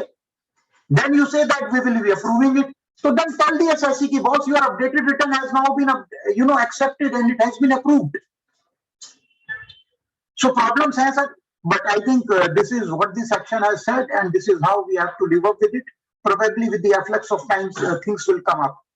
Subhash sir 2-3 provisions हैं जो section 148 के 148A, 148B, 149 के जो मैं deliberate करूंगा और उसके बाद लगभग 15-20 मिनट सेक्शन 10, 11, 12, 12A and 13. चलिए sir. We all know the provisions pertaining to section 148, 149 were substituted by finance and 151 were substituted by Finance Act 2021. कानून पूरा का पूरा चेंज किया गया और इस साल दोबारा चेंज किया. लास्ट ईयर क्या आया था सर? 148 आया था, 148 सब्स्टिट्यूट हुआ था, 148 कैपिटल ए आया था, 149B 149 सब्स्टिट्यूट हुआ था, 151 हुआ था. और इस साल क्या हुआ है? 148 amended, 148A amended, 148 capital V newly inserted, 149 amended. एक साल ही तो हुआ था. 5-10 साल गुजर जाने देते, उसके बाद करते. बहुत करा. ऐसी ड्राफ्टिंग गलतियां की हुई हैं सर, ऐसी ड्राफ्टिंग मिस्टेक्स हैं, मैं आपको बता नहीं सकता. और बता दूं तो हमारे तो छोड़ो, उनके हो छुड़ जाएंगे.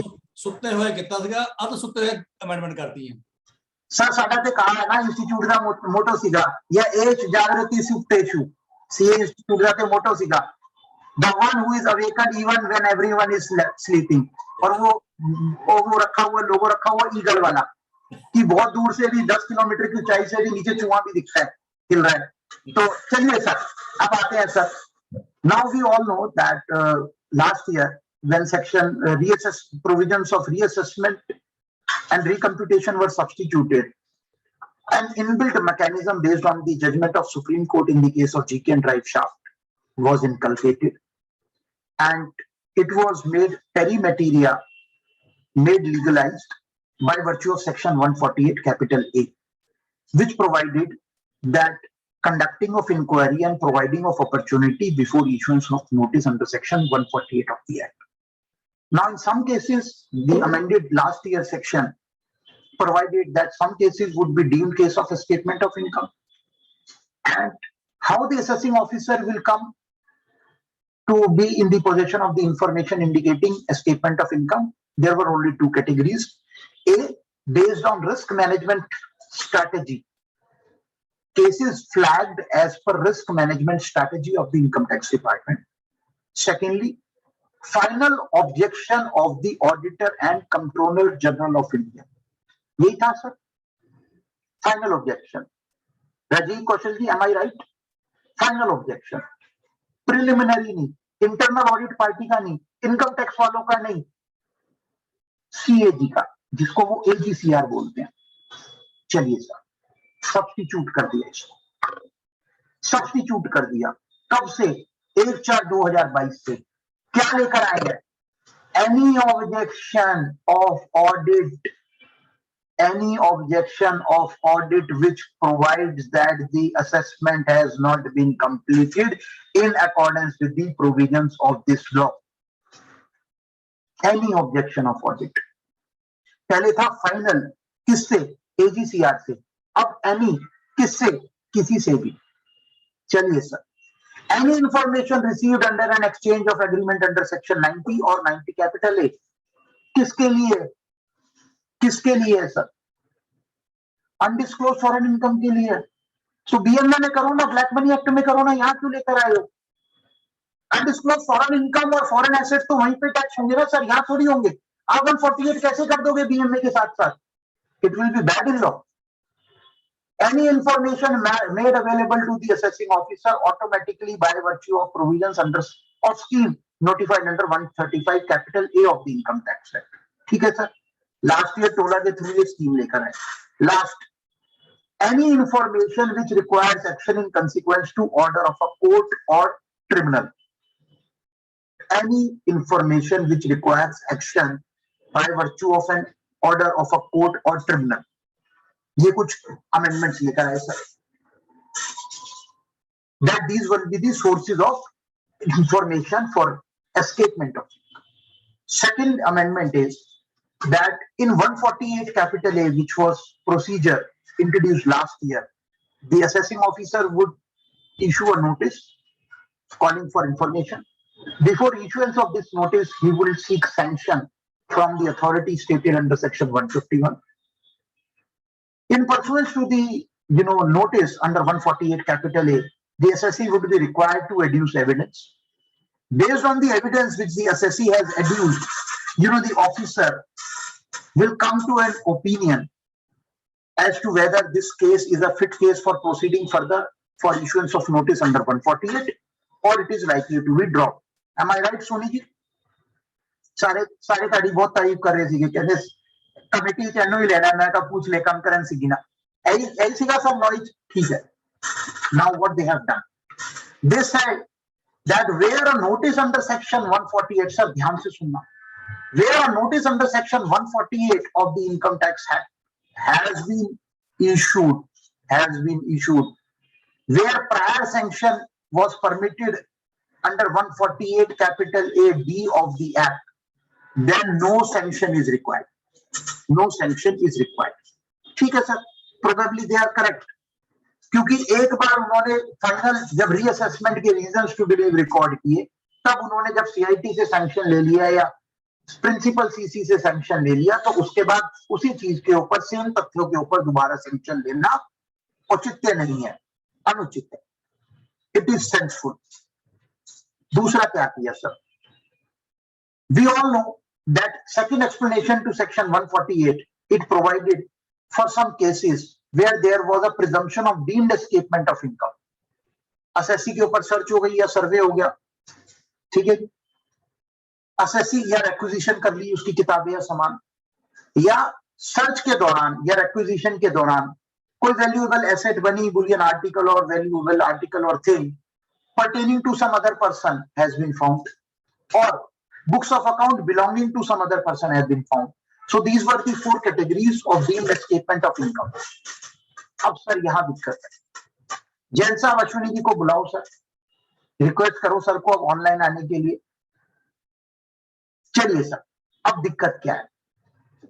Last year they provided that in case of search, seizure or survey cases, there would be a deemed escapement of income for the years, not only for the previous year in which search has been conducted, survey has been conducted, or requisition has been made, and three preceding previous years relevant to the assessment year in which survey or seizure has been conducted. Oblige sir, 3 साल की stipulation सीखी sir last year, 3 years presumption that there is escapement of income preceding 3 previous years in case of search or survey as amended by Finance Act 2021. अब sir क्या हुआ? Let us come to a situation with respect to search conducted on or after 1/4/2021. ठीक है sir, assessment कहां होगी? 148 में होगी sir. Appraisal report finalise हो गई सर। अश्विनी ध्यान से सुनना सर, अप्रेजल फाइनलाइज हो गई, असेसिंग ऑफिसर के पास केस सेंट्रलाइज हो गया और असेसिंग ऑफिसर ने 148 के नोटिस दे दिए असेसमेंट ईयर 19-20, 20-21 और 21-22 के। 22-23 का तो अभी कॉल ही नहीं कर सकता, अभी तो साल ही नहीं खत्म हुआ था। 19-20, 20-21, 22-23 के, क्योंकि कंपल्सरी देने थे ना सुभाष जी 3 साल के, तो preceding previous years 3 previous years के, और वो नोटिस आज के दिन पेंडिंग हो गए जी, हो गए ना आज के दिन पेंडिंग। अब इन्होंने क्या किया सर, अब इन्होंने जो 3 साल की जो लॉन्ग लाइन का रेफरेंस था ना जी, वो उड़ा दिया। अब क्या होगा, पहले तो उसने बिना दिमाग लगाए दे दिए नोटिस की 3 साल के तो देनी है, और हम यानी कि काउंसिल भी आर्ग्यू नहीं कर सकते थे क्योंकि कानून में लिखा था। अब क्या होगा, विद रिट्रोस्पेक्टिव इफेक्ट 1/4/2021 से 3 साल उड़ा दिए। Now am I as a council competent to ask the assessing officer to check the legality or validity of the notices for these 3 preceding assessment years prior to the previous year in which search has been conducted or survey has been conducted or requisition has been made on or after 2021? Sir आपकी मुस्कुराहट सब कुछ कह रही है, it is saying it all. अब जैसे ही मैं आपको कहूंगा लीगैलिटी चेक करने के लिए 148 के अंदर तो फर्स्ट प्रोवाइजो कहता है 148 का, provided that no notice under section 148 shall be issued unless there is information with the assessing officer that there is a statement of income। अब मैं आपको कहूंगा तो इंफॉर्मेशन दिखा, वो कहेगा मेरे को तो इंफॉर्मेशन इसी की कानूनी लिखा था मैं दे दिए, हुण दसो की करिए। Sir, any input from you on this? Subhaji, in case you wish to add. You are muted, sir. Unmute करिए। You are muted, sir. I think वो exit ही हो गए हैं।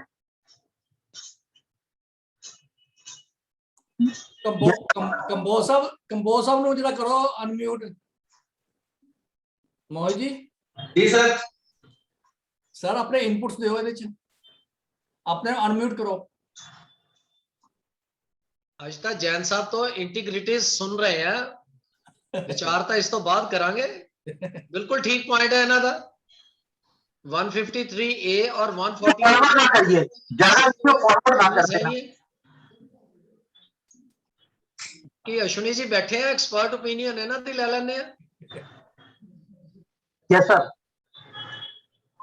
नहीं ओपिनियन तो जैन साहब तो लेने आप आज नहीं सर जी, मैं तो दस ही सकता है कि जो मेरी समझ है मैं उस तो मुताबिक जिन्ना भी मैंने समझा समझ आया कि मैं क्या देखे कि साडे बड़े भरा की कहंदे ने वो कॉन्सोनेंसी सीगे या we are at same on the same plane और at a variant length, you know, but this redundancy of the notices for these 3 years, you know, which were presumably issued by way of by virtue of the blanket and mandatory provisions of law in the absence of sufficient you know information in the possession of the AO.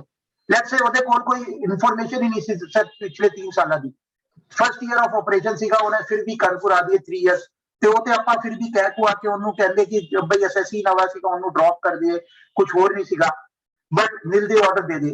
But ਇਸ case ਵਿੱਚ ਕੀ ਹੋਣਾ sir, ਜਿਹੜੀ ਉਹਦੀ ਪਾਰ ਸੀਗੀ 3 ਸਾਲ ਦੇ notice issue ਕਰਨੇ ਕੀ, ਉਹ ਤੇ ਤੁਸੀਂ ਵਿਡਰॉ ਕੀਤਾ, ਉਹ ਵੀ ਰਿਟਰੋਸਪੈਕਟਿਵ ਇਫੈਕਟ ਤੋਂ ਕਰ ਲਿਆ ਔਰ ਉਹਦੇ ਕੋਲ ਕੋਈ ਇਨਫੋਰਮੇਸ਼ਨ ਨਹੀਂ ਸੀਗੀ ਤੇ ਕੀ ਹੋਣਾ। ਮੈਂ 2-3 ਅਫਸਰਾਂ ਨਾਲ ਗੱਲ ਕੀਤੀ, ਮੈਂ ਕਿਹਾ ਸਾਰੇ ਦੇ ਸਾਰੇ ਮਰ ਜਾਣੇ ਹੋ ਤੁਸੀਂ, ਸਾਰੇ ਡ੍ਰੌਪ ਕਰੋ ਜਾ ਕੇ।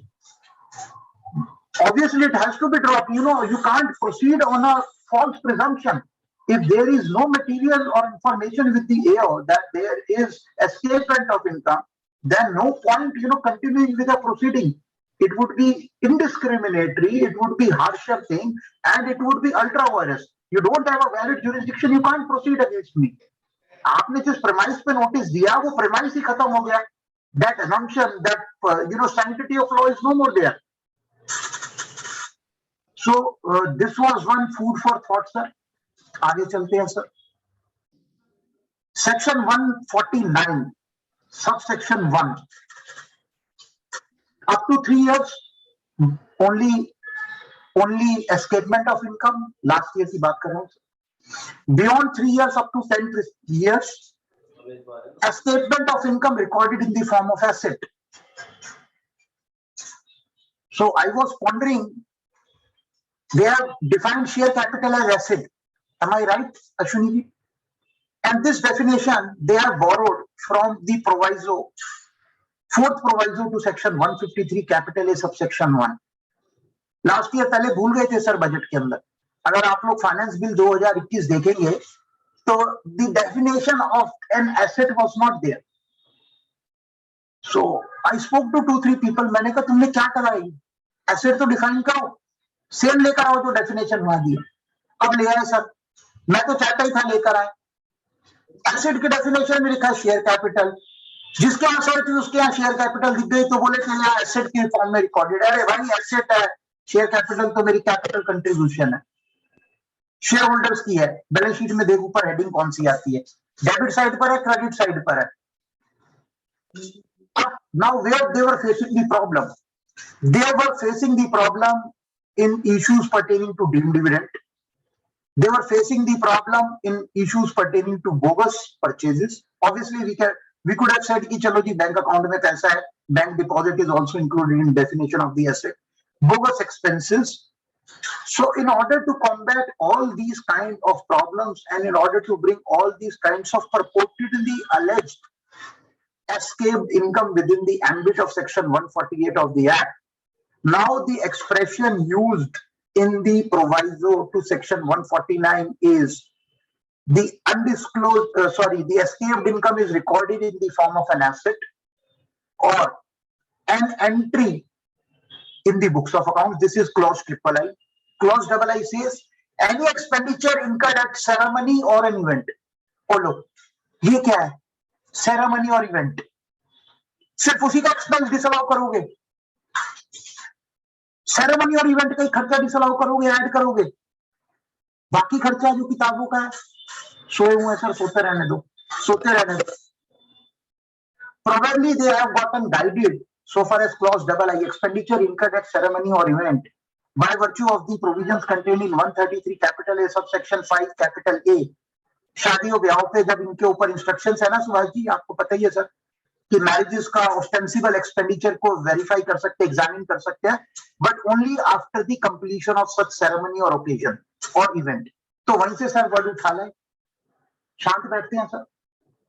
But yes, this is a blunder.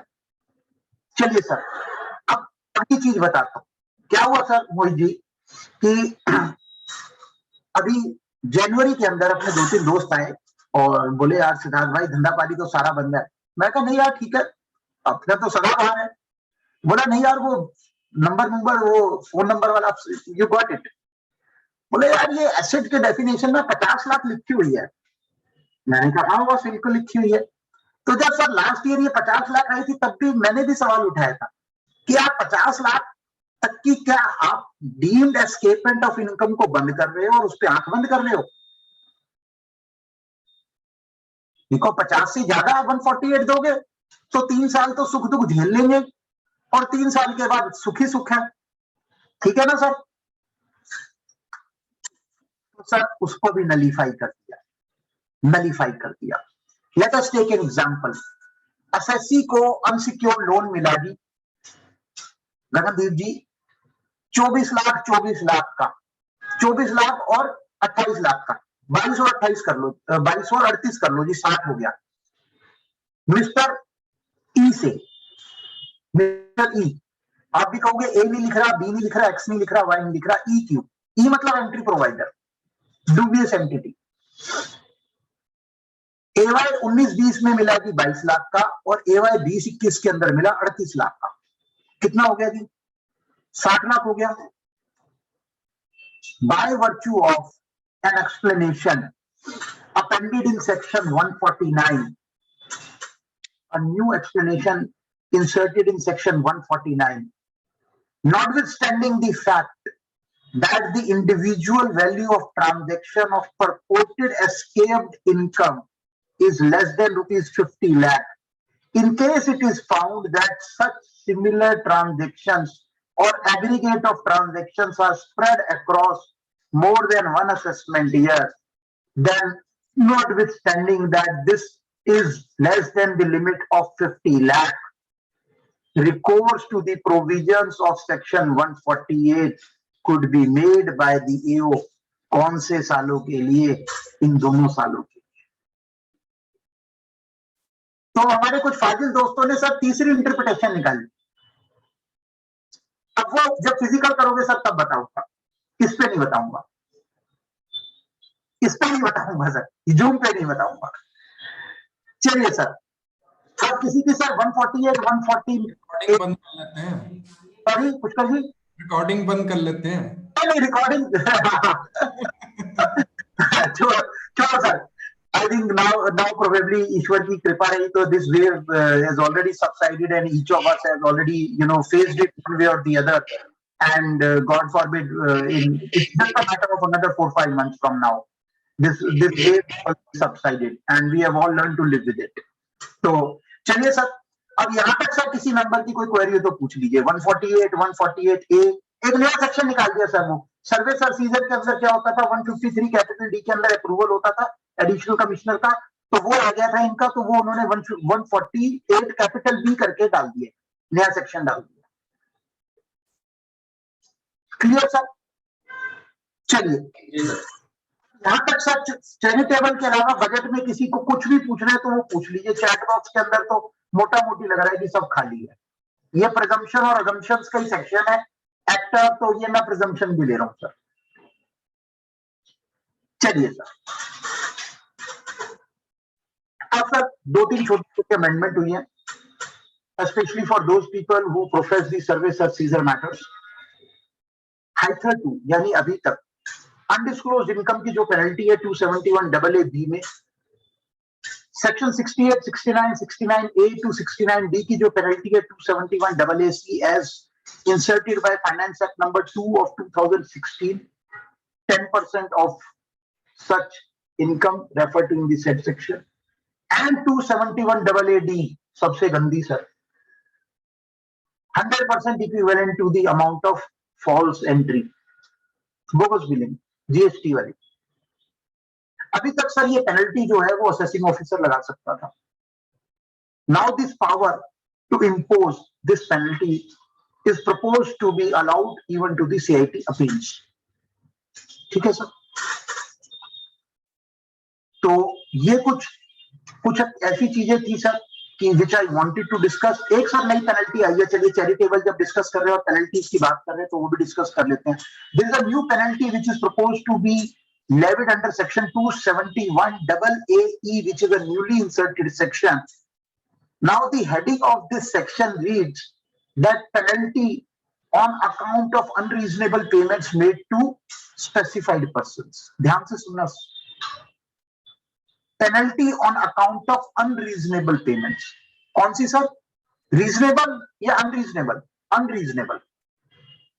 But if you read the language of the act, what it says of the proposed, where an assessee has made payments in violation of section 13(1)(c) of the Income Tax Act to the parties stated under section 13(3) of the said act, first regime और second regime के दोनों के provisions को refer किया, then in case such payments are unreasonable, he shall be liable to pay penalty at the rate 100% for first default, equivalent to the aggregate amount of income applied directly or indirectly.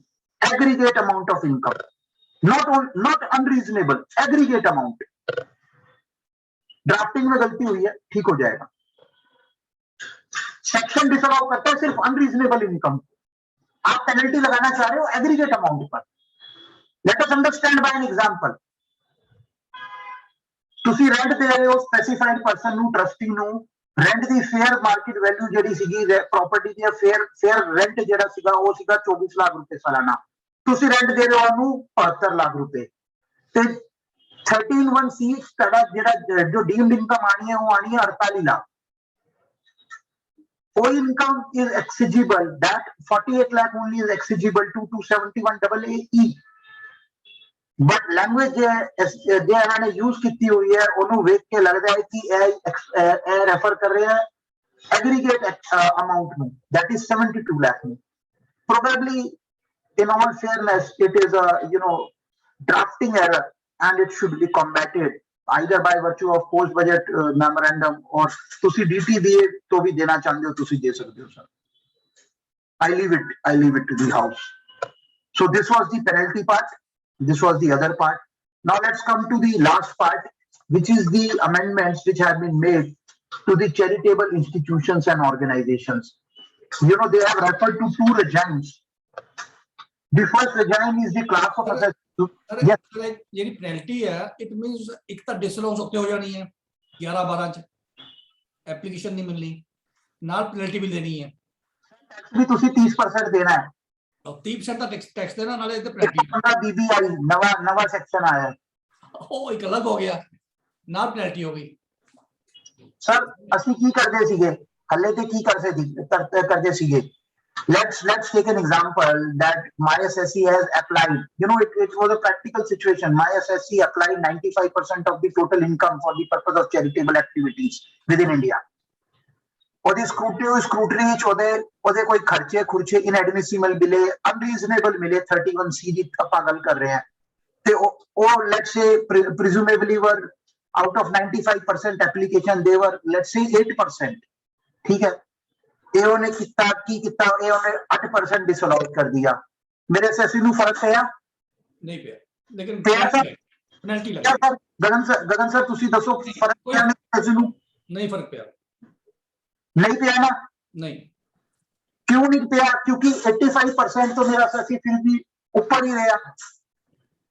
ਹੁਣ पड़ेगा despite the fact that my SSC has applied more than 85% of the total income directly or indirectly for charitable purpose within India during the year. In case there is a disallowance, and even after the disallowance, this limit of 85% has not been breached. This disallowance would be deemed to be my income chargeable to special rate under section 115 BBI at 30%, which is newly inserted section. Well, they are trying to do things indirectly which they can't do directly. भैया आप कहते हो 85% कर लो, merely because मेरा case scrutiny में आ गया और दूसरे का नहीं आया, so does that give you a right कि आप even after disallowance आप उसको deemed income treat कर दोगे? और पहली बार पेनल्टी 100%, दूसरी बार 200%। कर लो सर, चैरिटी कर। अब किसी ने कहा सर एक नया सेक्शन लेकर आए, सेक्शन तो पुराना है, 80G मार्च आ रहा है सर, 80G की बात तो कर ही लेनी चाहिए। मुस्कुराते हैं सर, CSR की सभी की जिम्मेदारी हम ही पर है। चलिए 80G subsection 2 clause B, where any donation has been received by any mandir, masjid, gurudwara or girjaghar with a direction of being part of the trust, corpus of the trust, then such amount may be treated, shall be treated, maybe shall be treated at the discretion of the mandir, masjid, gurudwara or trust as the case may be, as corpus, provided कुछ conditions है। A को intimate करेगा 11.2 के modes के 11.5 के modes में करेगा, जिस पर्पस के लिए आई उसी पर्पस के लिए इस्तेमाल करेगा। अब सर जब ये सेक्शन आया, मेमोरेंडम देखा तो somebody said राम मंदिर के लिए आ गई। नहीं आई सर, राम मंदिर के लिए नहीं आई, because the expression used is repair or renovation. It is neither being repaired, it is nor being renovated. तो ये वाली उनको भेजी है, सुभाष आपको नहीं भेजी। आप मत भेजना अपने आप से सर, ये बीजेपी CSL वालों को भेजी है कि इसमें कंस्ट्रक्शन, रिकंस्ट्रक्शन, रेनोवेशन वो ऐड करवा लो। ये बीजेपी CSL वालों को भेजी है, आप मत भेजना। चलिए सर, अब कुछ आखिरी बातें कर लेते हैं। लगभग 3 मिनट का समय हो रहा है और मुझे लगता है 10 मिनट और लगेंगे। चैरिटेबल ट्रस्ट के सर 2 रिजाइम इन्होंने डिफाइन किए, 1023C 4, 5, 6, 6A और दूसरा 12AA सेकंड रिजाइम। उन्होंने कहा कि दोनों रिजाइम्स में गड़बड़ है, ओके, इसलिए हम दोनों रिजाइम्स के प्रोविजंस को यूनिफॉर्म करना चाहते हैं और कुछ और उसके अंदर स्टिपुलेशंस प्रोवाइड करना चाहते हैं। बिल्कुल कर सकते हैं, बट मोहित भाई पहला सवाल ये उठता है कि आप 2 रजाई क्यों रखना चाहते हैं? लास्ट ईयर तो आपने कह ही दिया ना। सुभाजी, यू रिमेंबर सर, 2007 से पहले जो है 1023C का जो अप्रूवल था वो सेंट्रल गवर्नमेंट देती थी, बोर्ड से आता था। M I right sir?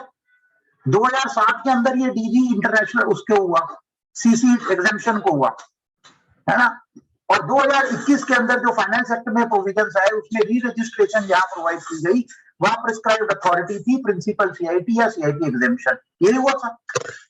तो जब आपने सभी को एक जगह लाके मर्ज कर दिया तो 1023C बंद कर दो या 12A बंद कर दो, दोनों में से एक को तो बंद कर दो। Why you want to provide 2 different sets of, you know, subject proviso to section 1023C? अरे भाई, 29वां कौन सा था, 30वां कौन सा था, कौन याद करेगा? You know, when the provisions are similar in 1023C as well as in 11, 12 and 13, why don't you know, keep only one regime? Why you want to say कि वो regime उसके हिसाब से चलेगी, वो regime में ये गड़बड़ है, इसलिए दोनों regimes को synchronize करो? I mean, this is food for thought, and let this food for thought go from the bar. That what is the necessity? Anyway, चलिए सर, 12 के एसएससी के केस में ऑडिट रिपोर्ट कौन से फॉर्म में देते हैं सर? 10B। और 1023C6 के केस में इंक्लूडिंग अवर आईसीआई 10BB। वो कहते हैं ऑडिट करने की रिक्वायरमेंट थी, किसी पे पेनल्टी लगा दी, उसने कहा पेनल्टी तो तब लगाओगे जब ऑडिट नहीं हुई। तुम्हारी बात ठीक है, ऑडिट क्यों नहीं हुई? ऑडिट इसलिए नहीं हुई क्योंकि किताबें रखने की जिम्मेवारी मुझ पे नहीं थी। आपको सुबह की याद होगा एक पुरानी जजमेंट थी 271AA और 271B, 271A और B की, जहां दोनों पेनल्टीज लगती थी। तो एक गुवाहाटी हाईकोर्ट की जजमेंट थी सर, परशुराम तोडी की, कि आप मुझे एक गुनाह की 2 बार सजा नहीं दे सकते। आप 271B की पेनल्टी नहीं लगा सकते क्योंकि ऑडिट तो तब होगी जब किताबें होंगी, और जब किताबें नहीं होने की आपने पेनल्टी लगा ली तो फिर दोबारा से ऑडिट की पेनल्टी नहीं लग सकती। तो ऐसा ही कोई कंटेंशन जसविंदर जी आपके हमारे जैसे किसी काउंसिल ने आगे भेज दिया कि 10 भी नहीं फाइल किया, कोई बात नहीं, ऑडिट नहीं हुई, कोई बात नहीं, but where is the stipulation? Audit तो तब होगी जब किताबों की स्टिपुलेशन होगी, किताबों की स्टिपुलेशन दिखाओ। वो दिखा नहीं पाए, क्लोज करके हमारे फर्स्ट regime में से दूसरी regime में, दोनों regime में पा दिया कि there will be requirement of maintenance of books of accounts wherein the total income of the trust or institution, as the case may be, referred in first regime or second regime without allowing the benefits of the exemption or the deductions under section 11 exceeds maximum amount not chargeable to tax.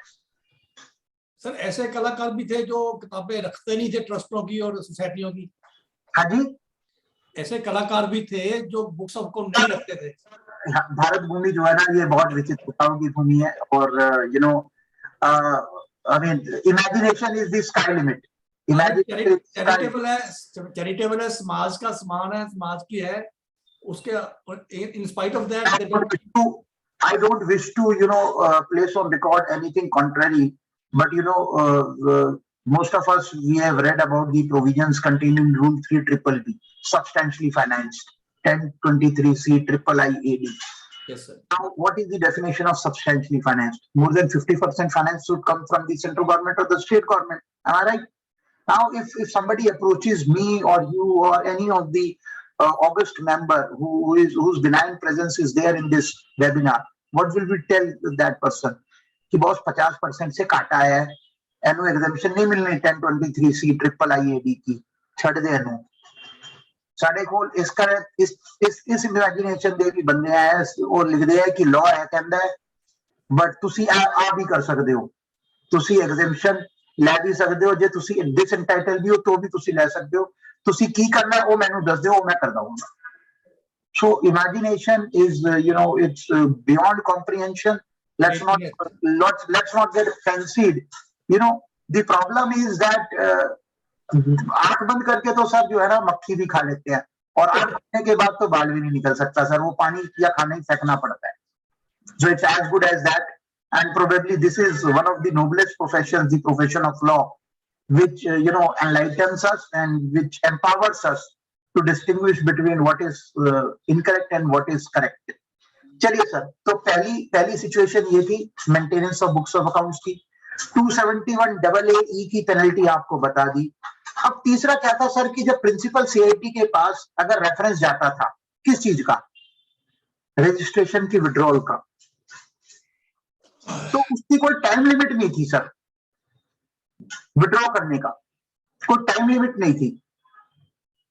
Bombay ITAT के सामने Tata trust का हम लोगों को पता है कि जब लास्ट ईयर ट्रस्ट को कुछ प्राइवेट ट्रस्ट को कुछ वो किया गया, टैक्स किया गया, तो टाटा ट्रस्ट के केसेस खोले गए. And fortunately before ITAT Mumbai they gained a huge benefit.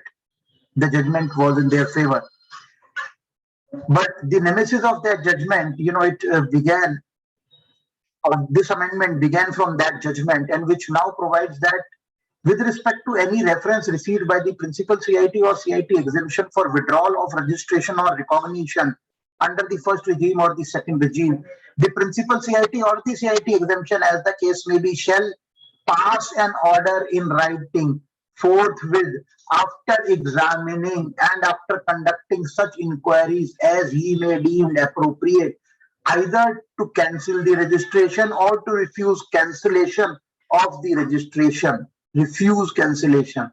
दोनों केस में स्पीकिंग ऑर्डर पास करना पड़ेगा within 6 months from the end of the quarter in which the notice was issued by the principal CIT or CIT exemption.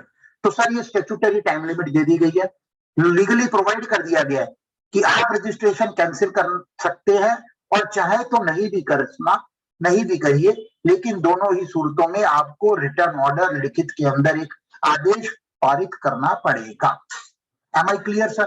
कुछ circumstances लिखे हैं उन्होंने where the activity of the society or the trust or is not being conducted or there are specified violations. अब specified violation जो है वो act के अंदर उन्होंने डिफाइन कर दिया है. Secondly, उसके अंदर एक सर्कमस्टांस ये भी है कि where during the course of the assessment proceedings a reference is made by the assessing officer to the principal CIT or the CIT as the case may be, then he has to proceed for examination of the validity of the activities being carried out by the trust. Specified जो violations हैं उसके अंदर कुछ there are lot many things which I don't wish to discuss into the positive of the time, क्योंकि 2-3 और provisions है, but अगर आपकी किसी की भी उस पर कोई query है तो वो आप पूछ सकते हैं. इनकम चैरिटेबल ट्रस्ट की जिस पर्पस के लिए सेटअप हुआ है उस पर्पस के लिए अप्लाई नहीं कर रही, या it is carrying out any business which is not incidental or ancillary to the attainment of main objectives, or separate books of accounts are not being maintained with respect to such business. आपको पता है sir, आपने बताया तो 11(4)A के अंदर separate किताबें रखनी पड़ती है बिजनेस के लिए अगर बिजनेस कर रहे हैं, और उसके ऑडिट भी अलग होती है. तो ये कुछ कंडीशंस हैं which have been referred in the act as specified violations. In case an SSC either under the first regime or under the second regime is found to be violating of any of these conditions, the CIT suo motu or upon a reference being made to him by the AO in this regard, he can cancel the registration or he can pass an order refusing to cancel the registration. In case the reference had come from the assessing officer, the provisions of section 153 have been amended to provide the time starting from the date on which a reference was made by the assessing officer, ending to the date on which the order refusing the deregistration or withdrawing the registration is received by the assessing officer shall be excluded while computing the period of limitation under this act. ठीक है sir. अब sir accumulation, पहले तो sir यही नहीं समझ आता था कि कॉर्पस क्या है, क्योंकि एक्ट में तो कोई डिफाइन नहीं था. जसविंदर जी सुन लो, कॉर्पस की होता है ਕਿਹੜੇ ਸੈਕਸ਼ਨ ਵਿੱਚ ਲਿਖਾ ਹੁੰਦਾ ਹੈ 11(1)D. ਡੈਫੀਨੇਸ਼ਨ ਹੀ ਨਹੀਂ ਸੀਗੀ ਇਹਦੇ, ਇਹਨਾਂ ਮੋਇਆ ਵਰਡ ਹੈ, ਇਹਦੀ ਡੈਫੀਨੇਸ਼ਨ ਹੀ ਨਹੀਂ ਸੀਗੀ 224 ਵਿੱਚ ਜਿੱਥੇ ਇਨਕਮ ਡਿਫਾਈਨ ਕਰਦੇ ਆ. ਔਰ ਇਹ ਇੰਨਾ ਚੰਗਾ ਐਕਟ ਹੈ, ਜੇ ਇਹਨੂੰ ਕਿਸੇ ਚੀਜ਼ ਵਿੱਚ ਪਸੜ ਪਾਣੀ ਹੋ, ਕਨਫਿਊਜ਼ਨ ਪਾਣੀ ਹੋ, ਉਹਦੀ ਡੈਫੀਨੇਸ਼ਨ ਨਹੀਂ ਦਿੰਦੇ ਮੋਏ. ਤੇ ਕੀ ਕੀਤਾ ਸੈਕਸ਼ਨ 11(1) ਕਲੌਜ਼ D ਇਹਨਾਂ ਨੇ ਕੁਝ ਲਿਖਾ, ਉਹ ਕਹਿੰਦੇ provided section 11 के अंदर income received for charitable purpose shall be deemed to be the income of the charitable institution. However, where any income comes with a specific direction that it shall not form part of the, it shall form part of the corpus of the trust, it will not be included as the income of the trust. वो बहुत चंगा, बहुत बढ़िया काम मिल गया sir. कितने सारे institution बने हुए हैं देश ही, सारे के सारे कॉर्पस डोनेशन तो ही बने हुए हैं. चलो कॉर्पस को तो छो सर, हुन की होया. We all know, sir, 85% of the income is liable to be applied for charitable purpose. Am I right, sir? Okay. Let's say my assessee did not apply 85%. He applied only 70%. फिर की होना sir? दो options है. पहली option है यहाँ पे assessee 15% को स्पेसिफाइड इनकम मान के उस पर टैक्स दे दे 30%. दूसरी ऑप्शन है संगम जी, NIRC मेंबर भी है एक संगम अग्रवाल जी. चलो दूसरी ऑप्शन है संगम जी की वो 15% के ऊपर, आप बिल्कुल ठीक कह रहे हो सर, कि फॉर्म नंबर 10 फाइल कर दे एक्यूमुलेशन का ऑन और before 139(1) due date in the modes prescribed under section 11(5) of the act. अगर उन मोड्स में नहीं किया तो वायलेशन है. स्पेसिफाइड इनकम हो जाएगी 115 BBI में. नए एक्ट में आ गया सर, नए में आ गया, अमेंडमेंट कर दिया, 30% टैक्स लगेगा. आपने एक्यूमुलेट कर दिया लेकिन स्पेसिफाइड मोड में नहीं किया, फॉर्म नंबर 10 फाइल कर दिया लेकिन बैंक की FD में नहीं किया, लग गया सर, टैक्स लग गया. तो they said that these provisions were applicable in the case of second class of assessees, second regime, but they were not there in the first regime. तो सर फर्स्ट regime वालों के ऊपर भी लगा दिए, एक्यूमुलेशन के प्रोविजंस भी आ गए. अब वो ये कहते हैं कि चलो फर्ज करो, राजीव जी बड़ा इंपॉर्टेंट है, कह रहे फर्ज करो कि हमने आपको डी रिकॉग्नाइज कर दिया, तो अब आप चैरिटेबल ट्रस्ट और इंस्टीट्यूशन तो, लेकिन डी रिकॉग्नाइज हो, आपकी एग्जेम्पशन विड्रॉ हो गई. और इस केस के अंदर इनकम आपकी कैसे कंप्यूट करेंगे? पहली बार दी है सर, कोशिश की है पहली बार, तो वो कहते हैं कि आपको वो सारे एक्सपेंसेस मिल जाएंगे provided these have not been incurred out of क्या कॉर्पस ऑफ द ट्रस्ट. क्यों? क्योंकि कॉर्पस तो सिर्फ कॉर्पस के लिए इस्तेमाल हो सकता है सर, और कहीं नहीं. नंबर 2, आपको वो सारे एक्सपेंसेस भी मिल जाएंगे provided none of those expense has been incurred out of a loan which was earlier allowed as application. वो कहते हैं पहले लोन की रीपेमेंट एप्लीकेशन ले ली, अब उसी लोन से खर्चा ले रहे हो, उसी लोन की पेमेंट से, तो वो तब भी नहीं देंगे. तीसरा, कैपिटल एक्सपेंडिचर नहीं अलाउ होगा, इनकम कमर्शियल लाइंस पर कंप्यूट होगी. चौथा, provisions of section 40 capital A 40A IA will be mutatis mutandis applicable. पांचवा, डेप्रिसिएशन का क्या होगा सर? मिलेगा या नहीं मिलेगा? मिलेगा सर, मिले. Provided the actual cost has not been claimed in any earlier years as application of income. तो सर अब जैन साहब बैकवर्ड MRL बनवा के DTBA से सभी मेंबर्स को भेज देना, क्योंकि अगले साल जब रिटर्न फाइल होंगी ना कि चैरिटेबल ट्रस्ट की और इंस्टीट्यूशन की, तो कंप्यूटेशन तो वो नहीं करते, कंप्यूटेशन तो हम ही बनाते. तो ये सारे MRL में उनसे डिस्क्लोजर ले लेना. और फिर की होना है जसविंदर जी, होना की है, और ट्रस्ट आके कहेगा यार 5 साल की थे मेरे कोल पे, ये कंप्यूटेशन बाकी सारी ना राजीव कौशल जी से लानी पेगी. तो इसलिए सर कंप्यूटेशन भी पुरानी ढूंढवा लो, अपने असेसीज की ढूंढवा लो, क्योंकि अगर किसी का वायलेशन हो गया और स्पेसिफाइड उसमें चला गया, कमर्शियल प्रूडेंस में, कमर्शियल सेंस में कंप्यूटेशन आ गई, तो बहुत दिक्कतें होगी, बहुत दिक्कतें होनी है. आई थिंक दीज वर, एक लास्ट प्रोविजन आया सर की जो एप्लीकेशन ऑफ इनकम है वो स्ट्रिक्टली जो है ना एक्चुअल पेमेंट बेसिस पर मिलेगी, एक्रूअल पे नहीं मिलेगी, एक्चुअल इनकरेंस पे मिलेगी, just like 43 capital B of the income tax act. इसके अलावा सर मुझे नहीं लगता कि कोई ऐसा नोटेबल प्रोविजन है जो फाइनेंस बिल का है जो मैं आप लोगों के साथ डिस्कस नहीं कर पाया. एंड अगर किसी मेंबर की फिर भी कोई क्वेरी है किसी और प्रोविजन के बारे में. 94 IA के IA सर IA तो कहता है IA तो कहता है IA में कुछ नहीं हुआ सर. IA के अंदर क्या हुआ है?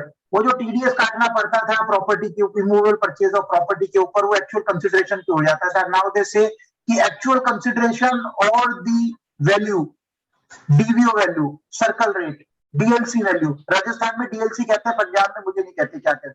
सुभाष राजस्थानी वो कहते हैं, राजस्थान और असम जो डीएलसी रेट कहते हैं, महाराष्ट्र की डीएलसी रेट कहते हैं, सर्कल रेट. Circle rate. हाँ, अपन नॉर्थ ईस्ट से हरियाणा, दिल्ली, पंजाब, हरियाणा से अपन सारे के सारे उन्होंने कहते सर्कल रेट है. तो कहते हैं सर्कल रेट और sale consideration whichever is higher, उस पे काटोगे. अब ये इनकम ऑटोमेटिक पहुंच रही है सर, ऑटोमेटिक पहुंच रही है. तभी तो इन्होंने 139.8 दिया है. कहते चेक कर लो सर्कल रेट कितना था, कंसिडरेशन कितनी है. ये कंसिडरेशन भी सब रजिस्टर्ड भेज रहा है. किसी भी अपने पुरानी एसएससी की जिसने लास्ट ईयर इनकम टैक्स कोई प्रॉपर्टी सेल की है, उसका एआईएस निकाल के देखो, सब कुछ रिपोर्टेड है. प्रॉपर्टी का एड्रेस, कौन सा ब्लॉक, कौन सी गली, कौन सा तालुका, कौन सा मोहल्ला, क्या स्ट्रीट नंबर, क्या एरिया, कौन सा सेक्टर, सब कुछ दिया हुआ है. और कंसिडरेशन और डेट, कौन सा सब रजिस्ट्रार क्या रजिस्टर करा गया है, वहां पे भी सब कुछ लिखा हुआ है. और कोई चीज पूछना तो सर पूछ लो. अदरवाइज फिर वो लास्ट वाली स्लाइड, क्योंकि स्लाइड में इस्तेमाल नहीं करता हूँ, लास्ट वाली स्लाइड पे आते हैं. थैंक यू वाली सर. तो क्वेरीज अगर आपका हो गया कंप्लीट, तो क्वेरीज एक बार गगन जी प्लीज आप देख लें, कोई चैट बॉक्स में क्वेरी है या कोई member query by sir. There is no query. I hope everybody has understand everything and there are no doubts left after that. ये सर एक अच्छी क्वेरी आई है पुष्कर सोनी जी की. Tax rate in crypto is flat 30% और slab benefit is also available. Sir I think if you look at Pushkar ji, if you look at the intention of the law, it looks like that it is a tax rate which has been provided for taxing the income or for discouraging the people in transacting in the virtual digital assets, because it doesn't have a sovereign backing. तो otherwise क्या है कि अगर LTC slab rate नहीं मिलता तो उसके अंदर फॉल शॉर्ट करती है, तो वो स्लैब रेट की तरफ एप्रोप्रिएट हो जाती है. Am I right sir? Same short term capital gain it is the only source of income, तो अपना maximum amount not chargeable to tax की स्लैबिंग मिल जाती है. Probably this is a good query, and by way of a suggestion or a post budget memorandum, this can go from the bar also. मैं भी note कर लेता हूँ sir, मैं भी भेज दूंगा, आपके नाम से ही भेज दूंगा कि पुष्कर सोनी जी ने लुधियाना वालों ने भेजी थी. बताइए और कोई क्वेरी है तो बताइए. नहीं, बाकी चैट बॉक्स एक क्वेरी और आई है सर. परचेज और सेल के अंदर वो परमप्रीत सिंह खुराना जी की है. Will TDS be charge on both purchase and sale of crypto currency? Sir अगर इन काइंड है और सेलर और बायर दोनों इन काइंड कर रहे हैं, इकट्ठे कर रहे हैं, तो दोनों पर लग जाएगा. बट जो कंसिडरेशन पे कर रहा है उसको टीडीएस काटना है. प्रॉब्लम आपको इंटरनली बता रहा हूँ. The issue is already in the contemplation of the department, and they are intending to, make provisions for TCS also. या TDS होगा या TCS होगा, वो 194S में भी लिखा हुआ है कि दोनों नहीं होंगे एक ही ट्रांजेक्शन पे. But they are contemplating to take a trail of the entire transaction of the crypto, because crypto, not only the sale is to be examined, but the purchase is also to be examined. Number one. The situs rule is also very important. आपको तो पता नहीं है कि virtual currency platform के ऊपर कि सामने आपने जिसके he is located outside India, WazirX पर आप गए, वजीरेक्स ने तो आपसे केवाईसी लिया हुआ, उससे भी केवाईसी लिया हुआ है. अल्टीमेटली उसको बायर जो है वो दुबई का मिला या सेलर उसको अमेरिका का मिला, तो आपने तो सिर्फ एक्सचेंज के ऊपर बेची है. तो internally telling you the taxation of crypto, and the jotting down the modalities and its trail is in the high category of contemplation of the department.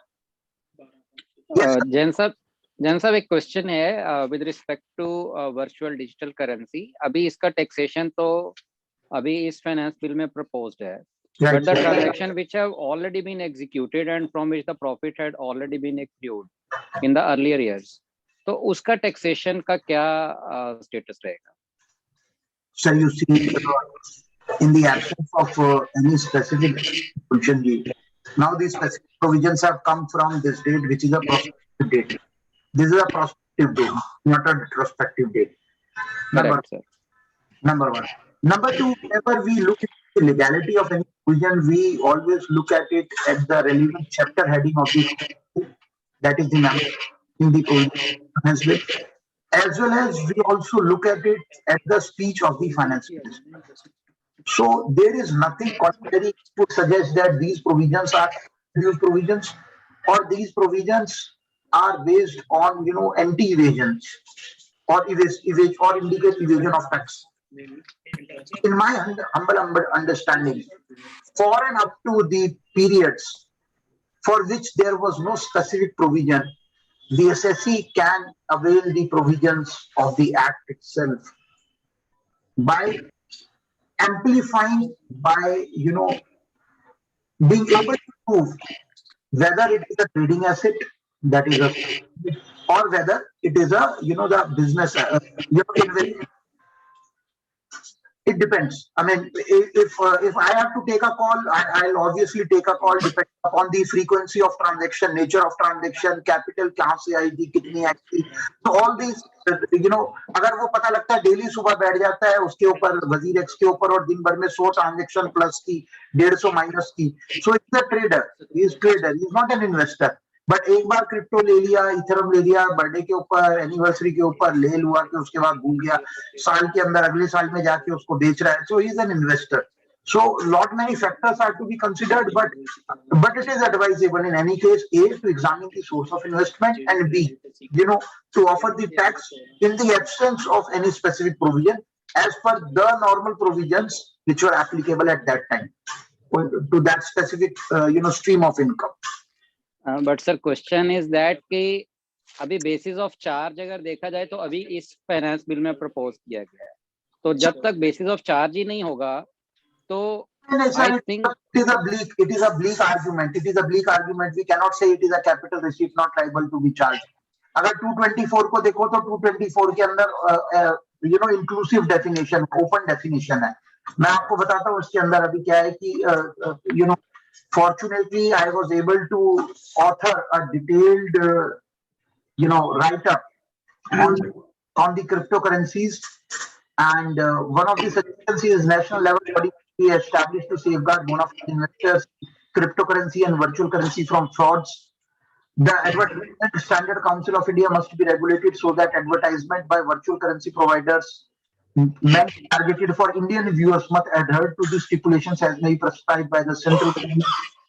The servers of virtual currency providers which are located outside India must be banned unless they locate their servers within India, undertake to be compliant with the anti-money, counterfeiting, terrorism, law of India, lot many things.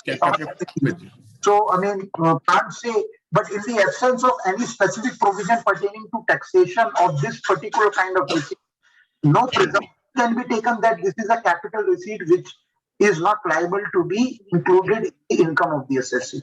What you can do is probably you can treat him as a trader or as an investor, but no point claiming any kind of an exemption that since the specific taxation has arisen only now, it is an income which is not liable to be taxed at all. I mean, this is my submission.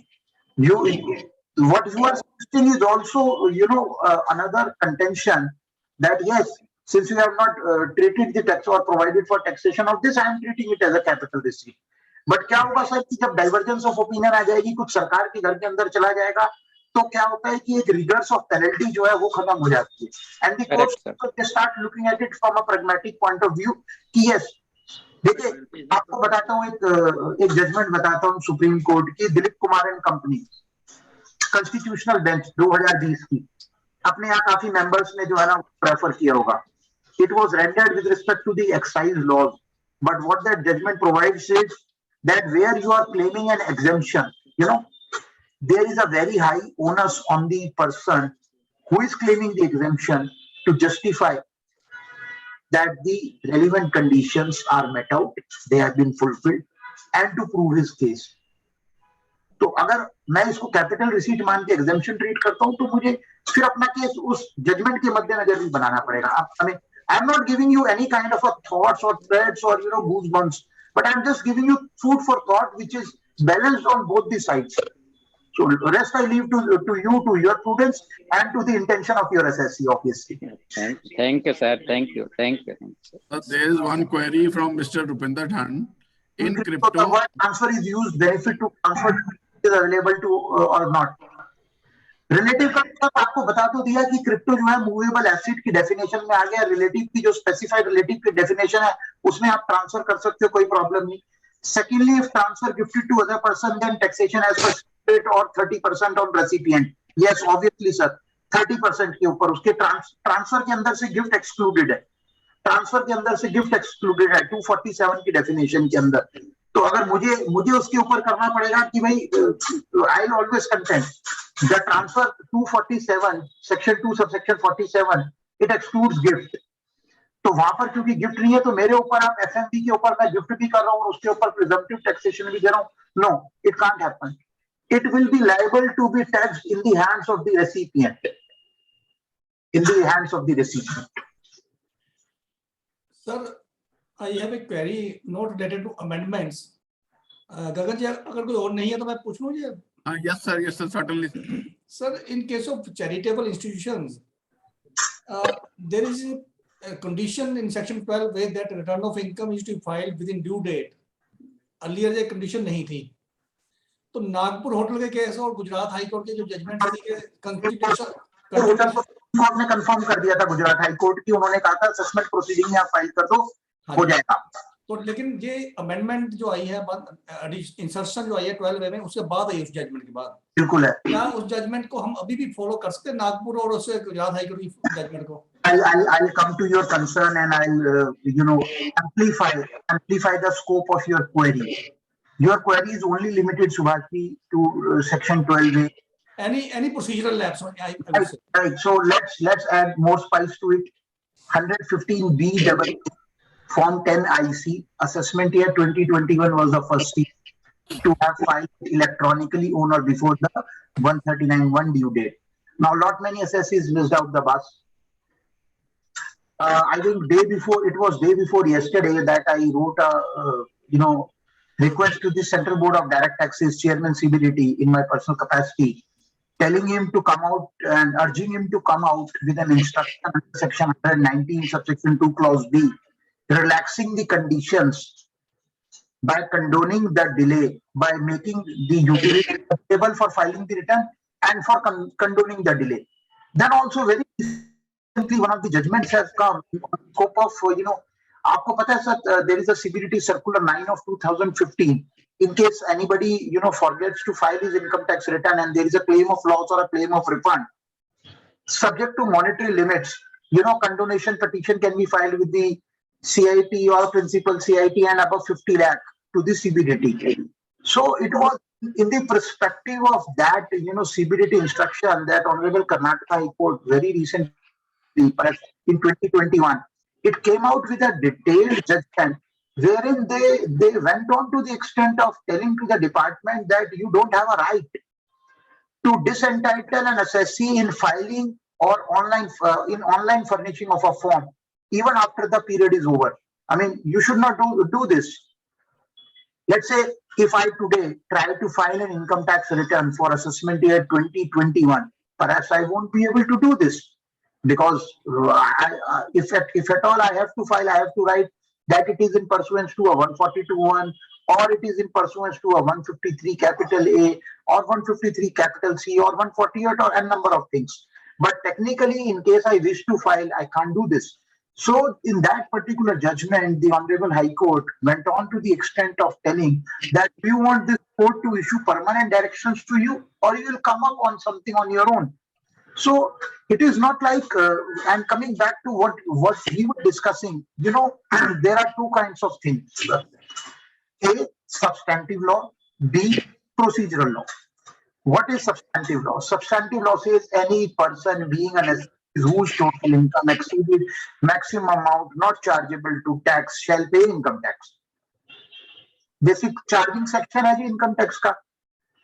Income tax pay करेगा तो pay कैसे करेगा जी? Income tax relevant form में pay करेगा. Return कैसे file करेगा? 139(1) के Rule 12 के तहत form में करेगा. So these are the procedural sections. And there are many judgments of Honorable Supreme Court which provide that the procedural lapses, technicalities, they cannot come in between the entrance of substantial justice. Number two, the procedural laws are subservient, or they are, they cannot be, they cannot negate the substantive laws. So yes, obviously, and in this particular set of circumstances, I mean, talking about 10 IC and 15 BAA, we played it on a different note.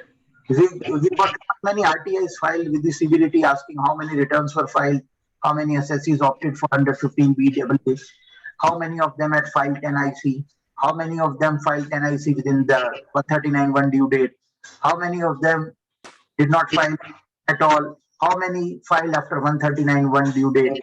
So that when I go to the board, I don't go to the board because merely for making a representation. Because 119 subsection 1 provides that the CBDT shall not be is not empowered to issue any specific directions in any particular case. You know, it cannot be a case specific. It has to be general. So in order to make a generalized case, we have to tell that it is a class effect. It is not and it is a mass effect. It is not a particular SSC for whom we are seeking the relief. So probably you can, in this perspective, you can probably refer to, there are two CBDT circulars on this issue pertaining, I think they were specifically on form number 10 and 10 capital B, but you can all, in case you wish, you can refer to those circulars, and if you permit me, I can tell you those CBDT circulars. I had also referred to them in my petition before the CBDT. That under similar circumstances for this is circular number 10 of 2019 and circular number of 2 of 2020. In case you wish, I can paste the entire thing in the chat box. For the benefit of everyone.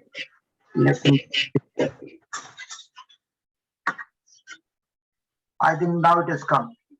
It would be appreciated that Honorable had even in the past condoned delay in filing of Form 10 and report of audit in Form 10B, so and so. So we can make a references to these CBDT circulars also and leave the thing to their prudence. I mean, obviously, once these forms have not been filed and tomorrow the case gets picked up for scrutiny, you know, the rentrance of substantial justice is what is the the duty of the assessing officer. Then again, Article 265 of the Constitution is there. No tax can be except with the authority of law. Then there is an old CBDT circular of 1956 also, circular number 15 शायद 56 का या 1965 का है. The right is of an assessing officer. 1955 का है. वो sir नहीं समझेंगे तो ट्रिब्यूनल में समझेंगे. सर क्या इस लॉजिक को हम वहां डेवलप कर सकते हैं जहां हमने वो 22% 15% वाली जो नई कंपनी बननी थी पहले ही साल में हमें वो इन्फॉर्मेशन देनी थी डिपार्टमेंट को. पहले 2 सालों में तो इनकम है नहीं थी, रिटर्न ऐसे भरेगी. अब इनकम हुई तो अब अगर हम फॉर्म भरते हैं वो पहले साल में बनना था तो इसका मतलब वो एलिजिबिलिटी खत्म होगी. You can file that form anytime. कोई दिक्कत नहीं है उसमें, कोई प्रॉब्लम नहीं है. Once filed, it cannot be filed, it cannot be withdrawn for any subsequent year or years, and it cannot be withdrawn also. Wording कुछ ऐसी है कि it is to file in the first year of filing return. Nothing doing it. Nothing. That will come out with a clarification. That should be treated procedural only. It is only a procedural law. It is only a procedural law. The people have made their tax provisions in their P&L accordingly based at 22% rate of tax. Even in their income tax returns, ITR 6 forms. On the first page of the ITR form itself, they have stated that yes, we have opted for 115 BAA. So many things are there. I mean, there is a bleak possibility that they won't come out with a condonation petition. And I believe as of now, almost around 10,000 people have already gone through that condonation petition, which I have filed with the CBDT. Okay. Yes, sir. So with this, sir, I am drawing a presumption, and thank you everyone for being such a wonderful, listener and an attendee. And it is always a matter of pride and always a matter of, happiness to speak up your mind amongst your professional brethren. और आज Subhash ji morning के अंदर, afternoon के अंदर your starting words were dissemination of knowledge. So Kudratan, it happens to be the day of goddess of knowledge also, goddess Saraswati. And I would only, क्योंकि जसमिंदर जी ने भी कुछ कपलेट्स शेयर किए, भाई जी ने भी कुछ शेयर, तो मैं एक ही शेयर जो है ना वो शुरुआत में बोलता हूँ, तो आज उसको लास्ट में बोलता हूँ. है संस्कृत का, but I will explain it to you. अपूर्व कोशो अयम विद्यते तव भारती. अपूर्व कोशो अयम विद्यते तव भारती. वह तो वृद्धि मयाति शयनयाति संचया. It means, hey goddess of learning Saraswati, your treasure is immense. Your treasure is immense. If we spend it, it multiplies. It doesn't increase, it multiplies. And if we restrict, it does not decreases, it vanishes. So sir, with these, I summarize my discussion with the August House. Thank you very much for giving me this wonderful opportunity. Jain sir. Raj ji बहुत बहुत धन्यवाद, बहुत अच्छा लगा. और पुरानी memories branch की 2012-13 वो भी गोल्डन. आपने बिल्कुल बाइक पे भेजा था, ट्रेन पकड़वाई थी, मुझे याद है अच्छे तरीके से. मुझे भी 2 लाइनें याद आके आपने बोली, तो मैंने कहा मेरी सर्कल में आ गया सवाल. हमारे दिल की हर धड़कन से आपके लिए धन्यवाद. Thank you, sir. With this, I would like to invite our study circle convener, CA Rajiv Kaushal ji, for his concluding remarks and vote of thanks. Sir, please. Sir, unmute कर लो. Sir, at the outset, I would like to convey my sincere thanks to our very dedicated president, Shri Subhash Jain ji, and his entire team, who has given me an opportunity to serve this noble association for this calendar year 2022. The team members are CA Gulshan Badwa ji, CA Rajiv Sharma ji, and CA Pushkal Soni ji. Now, you see, Subhash ji ने जब मेरे से बात की कि सिद्धार्थ जी को हमने बुलाना है, सिद्धार्थ जी से सुनना है, तो कुछ हटके करना है हमने, तो मैंने कहा ठीक है, कुछ हटके हम लोग करते हैं मिलके. ये जो बजट की अमेंडमेंट्स इस बार आई हैं, सबसे सुनने को ये मिल रहा था इस बार कुछ नहीं हुआ. बट जब सिद्धार्थ जी को हमने सुना है तो लगता है कि जितनी स्ट्रक्चरल चेंजेस एक्ट में इस साल में हो गई हैं, उतनी स्ट्रक्चरल चेंजेस नहीं हुई थी पहले कभी भी. और दूसरा, अभी कुछ भी कंक्लूडिंग रिमार्क्स देने से पहले करना ये पड़ेगा कि जो चश्मा सिद्धार्थ जी ने हमें दिया है, उस चश्मे से सारी प्रोविजंस को फिर एक बार पढ़ना पड़ेगा ध्यान से, फिर कुछ कह सकेंगे. बट उसके लिए फिर एक बार सिद्धार्थ जी को बुलाना पड़ेगा, डिस्कशन करनी पड़ेगी, तब जाके ये पूरा होगा. बहुत he has disseminated the knowledge and the whole, you see, जितनी इन्होंने की है इससे नजर आता है कि he might have burnt midnight oil. कितनी मेहनत से ये सारा इकट्ठा करके सिर्फ 2 घंटे में बांट दिया इन्होंने सब कुछ हम लोगों में. We are really very thankful to you, sir. 125 members ने आपको सुना है सर. तकरीबन 650 मेंबर्स को हम ये सारा आपका रिकॉर्डेड मैसेज YouTube में भी डाल देंगे और उनको भी देंगे.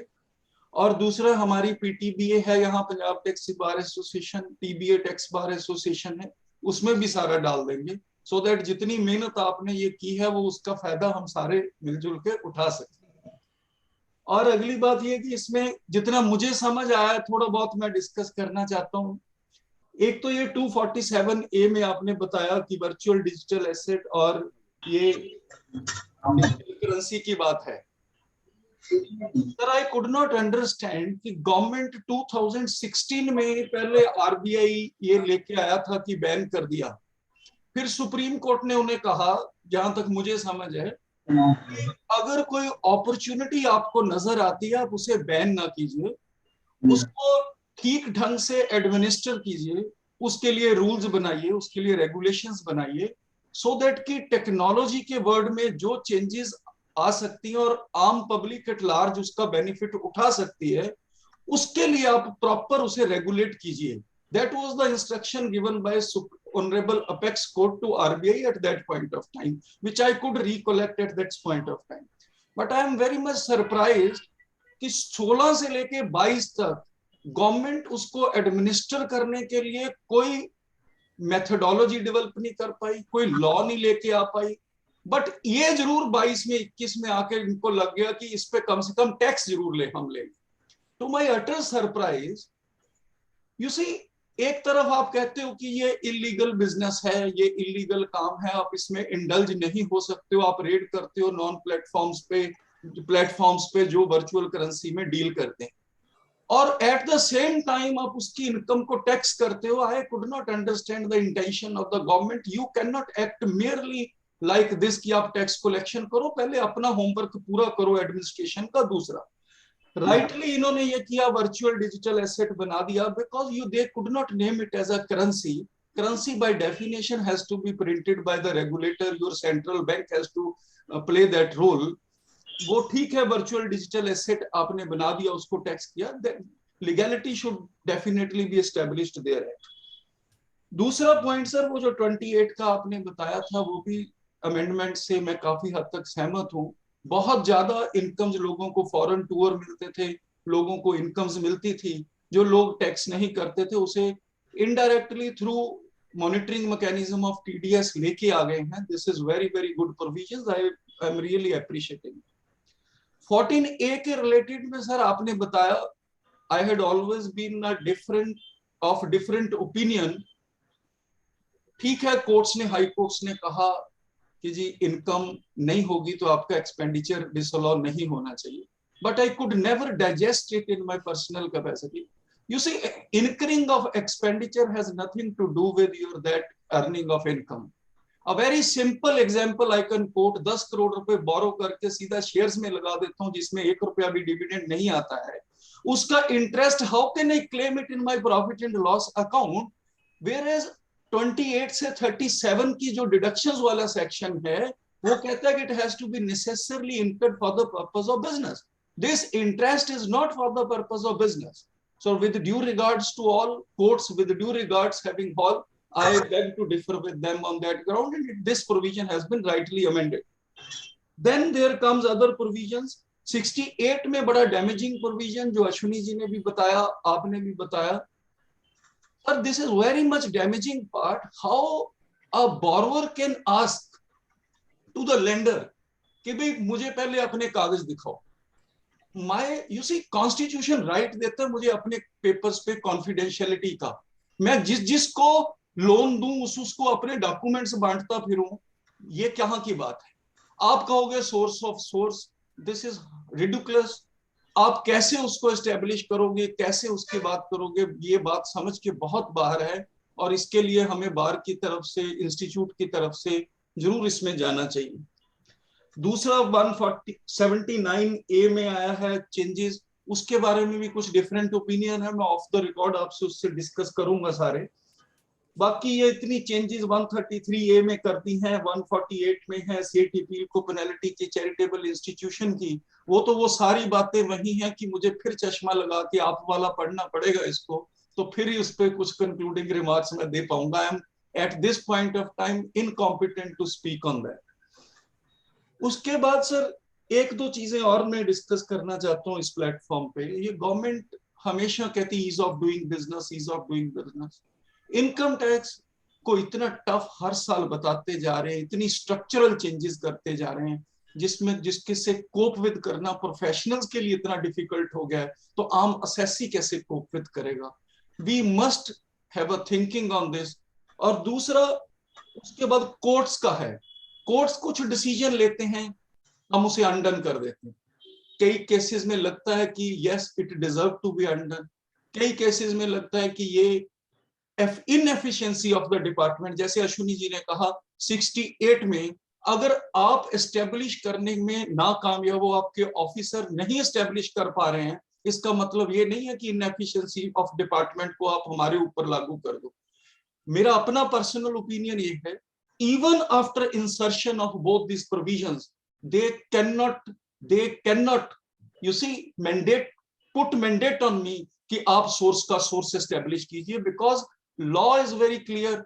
मैंने लोन लिया है, उसको एस्टेब्लिश कर दिया, उसकी आइडेंटिटी एस्टेब्लिश कर दी, then the ball goes in their court. Now, next course of action has to be done by them. I am not supposed to go into their shoes.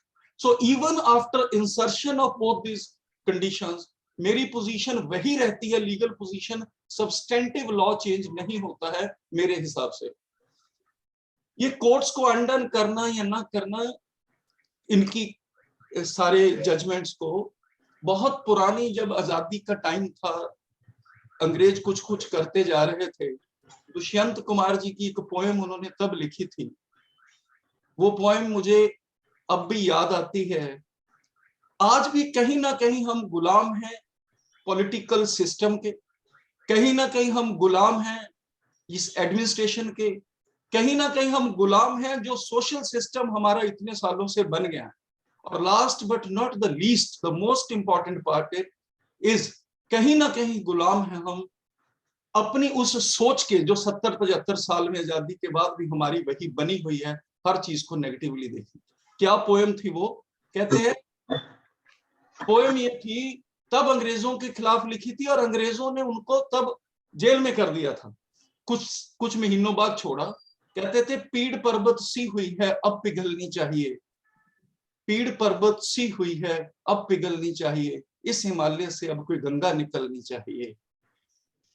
आज ये दीवारें पर्दों की तरह हिलने लगी, आज ये दीवारें पर्दों की तरह हिलने लगी, शर्त लेकिन ये थी चाहिए, शर्त लेकिन ये थी कि बुनियाद हिलनी चाहिए। हर सड़क, हर गली, हर नगर, हर गांव, हर शहर, हर सड़क, हर गली, हर नगर, हर शहर, हर गांव, हाथ लहराते हुए हर लाश चलनी चाहिए। सिर्फ हंगामा खड़ा करना मेरा मकसद नहीं, सिर्फ हंगामा खड़ा करना मेरा मकसद नहीं, उम्मीद मेरी ये है कि सूरत बदलनी चाहिए, सूरत बदलनी चाहिए। मेरे सीने में ना सही, मेरे सीने में ना सही, तेरे सीने में सही, हो कहीं भी लेकिन अब ये आग जलनी चाहिए, आग जलनी चाहिए। You see, structural changes in the mind of a government is, I am very much positive, our government is going in very right direction. Yes, 10-20% किसी से भी कमियां रहती हैं, गलतियां हो रही हैं, we should give them feedback. But structural changes के साथ अपने माइंडसेट को चेंज करके पॉजिटिव दिशा में हम चलें, काम करें तो बहुत अच्छा रहेगा। बाकी रही बात सिद्धार्थ जैन जी, हम बहुत शुक्रगुजार हैं, धन्यवाद देते हैं आपको कि आपने इस इतनी मेहनत करके हम सबको अपनी नॉलेज बांटी। आगे भी हम आपको तकलीफ देते रहेंगे और जरूर we expect that you might bring in the same.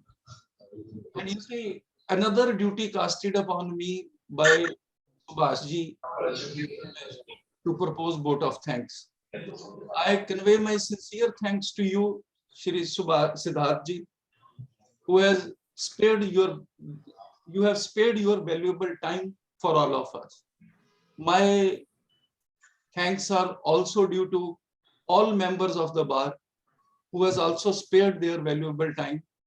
My thanks are also due to secretary, president of other associations who have also spared their valuable time.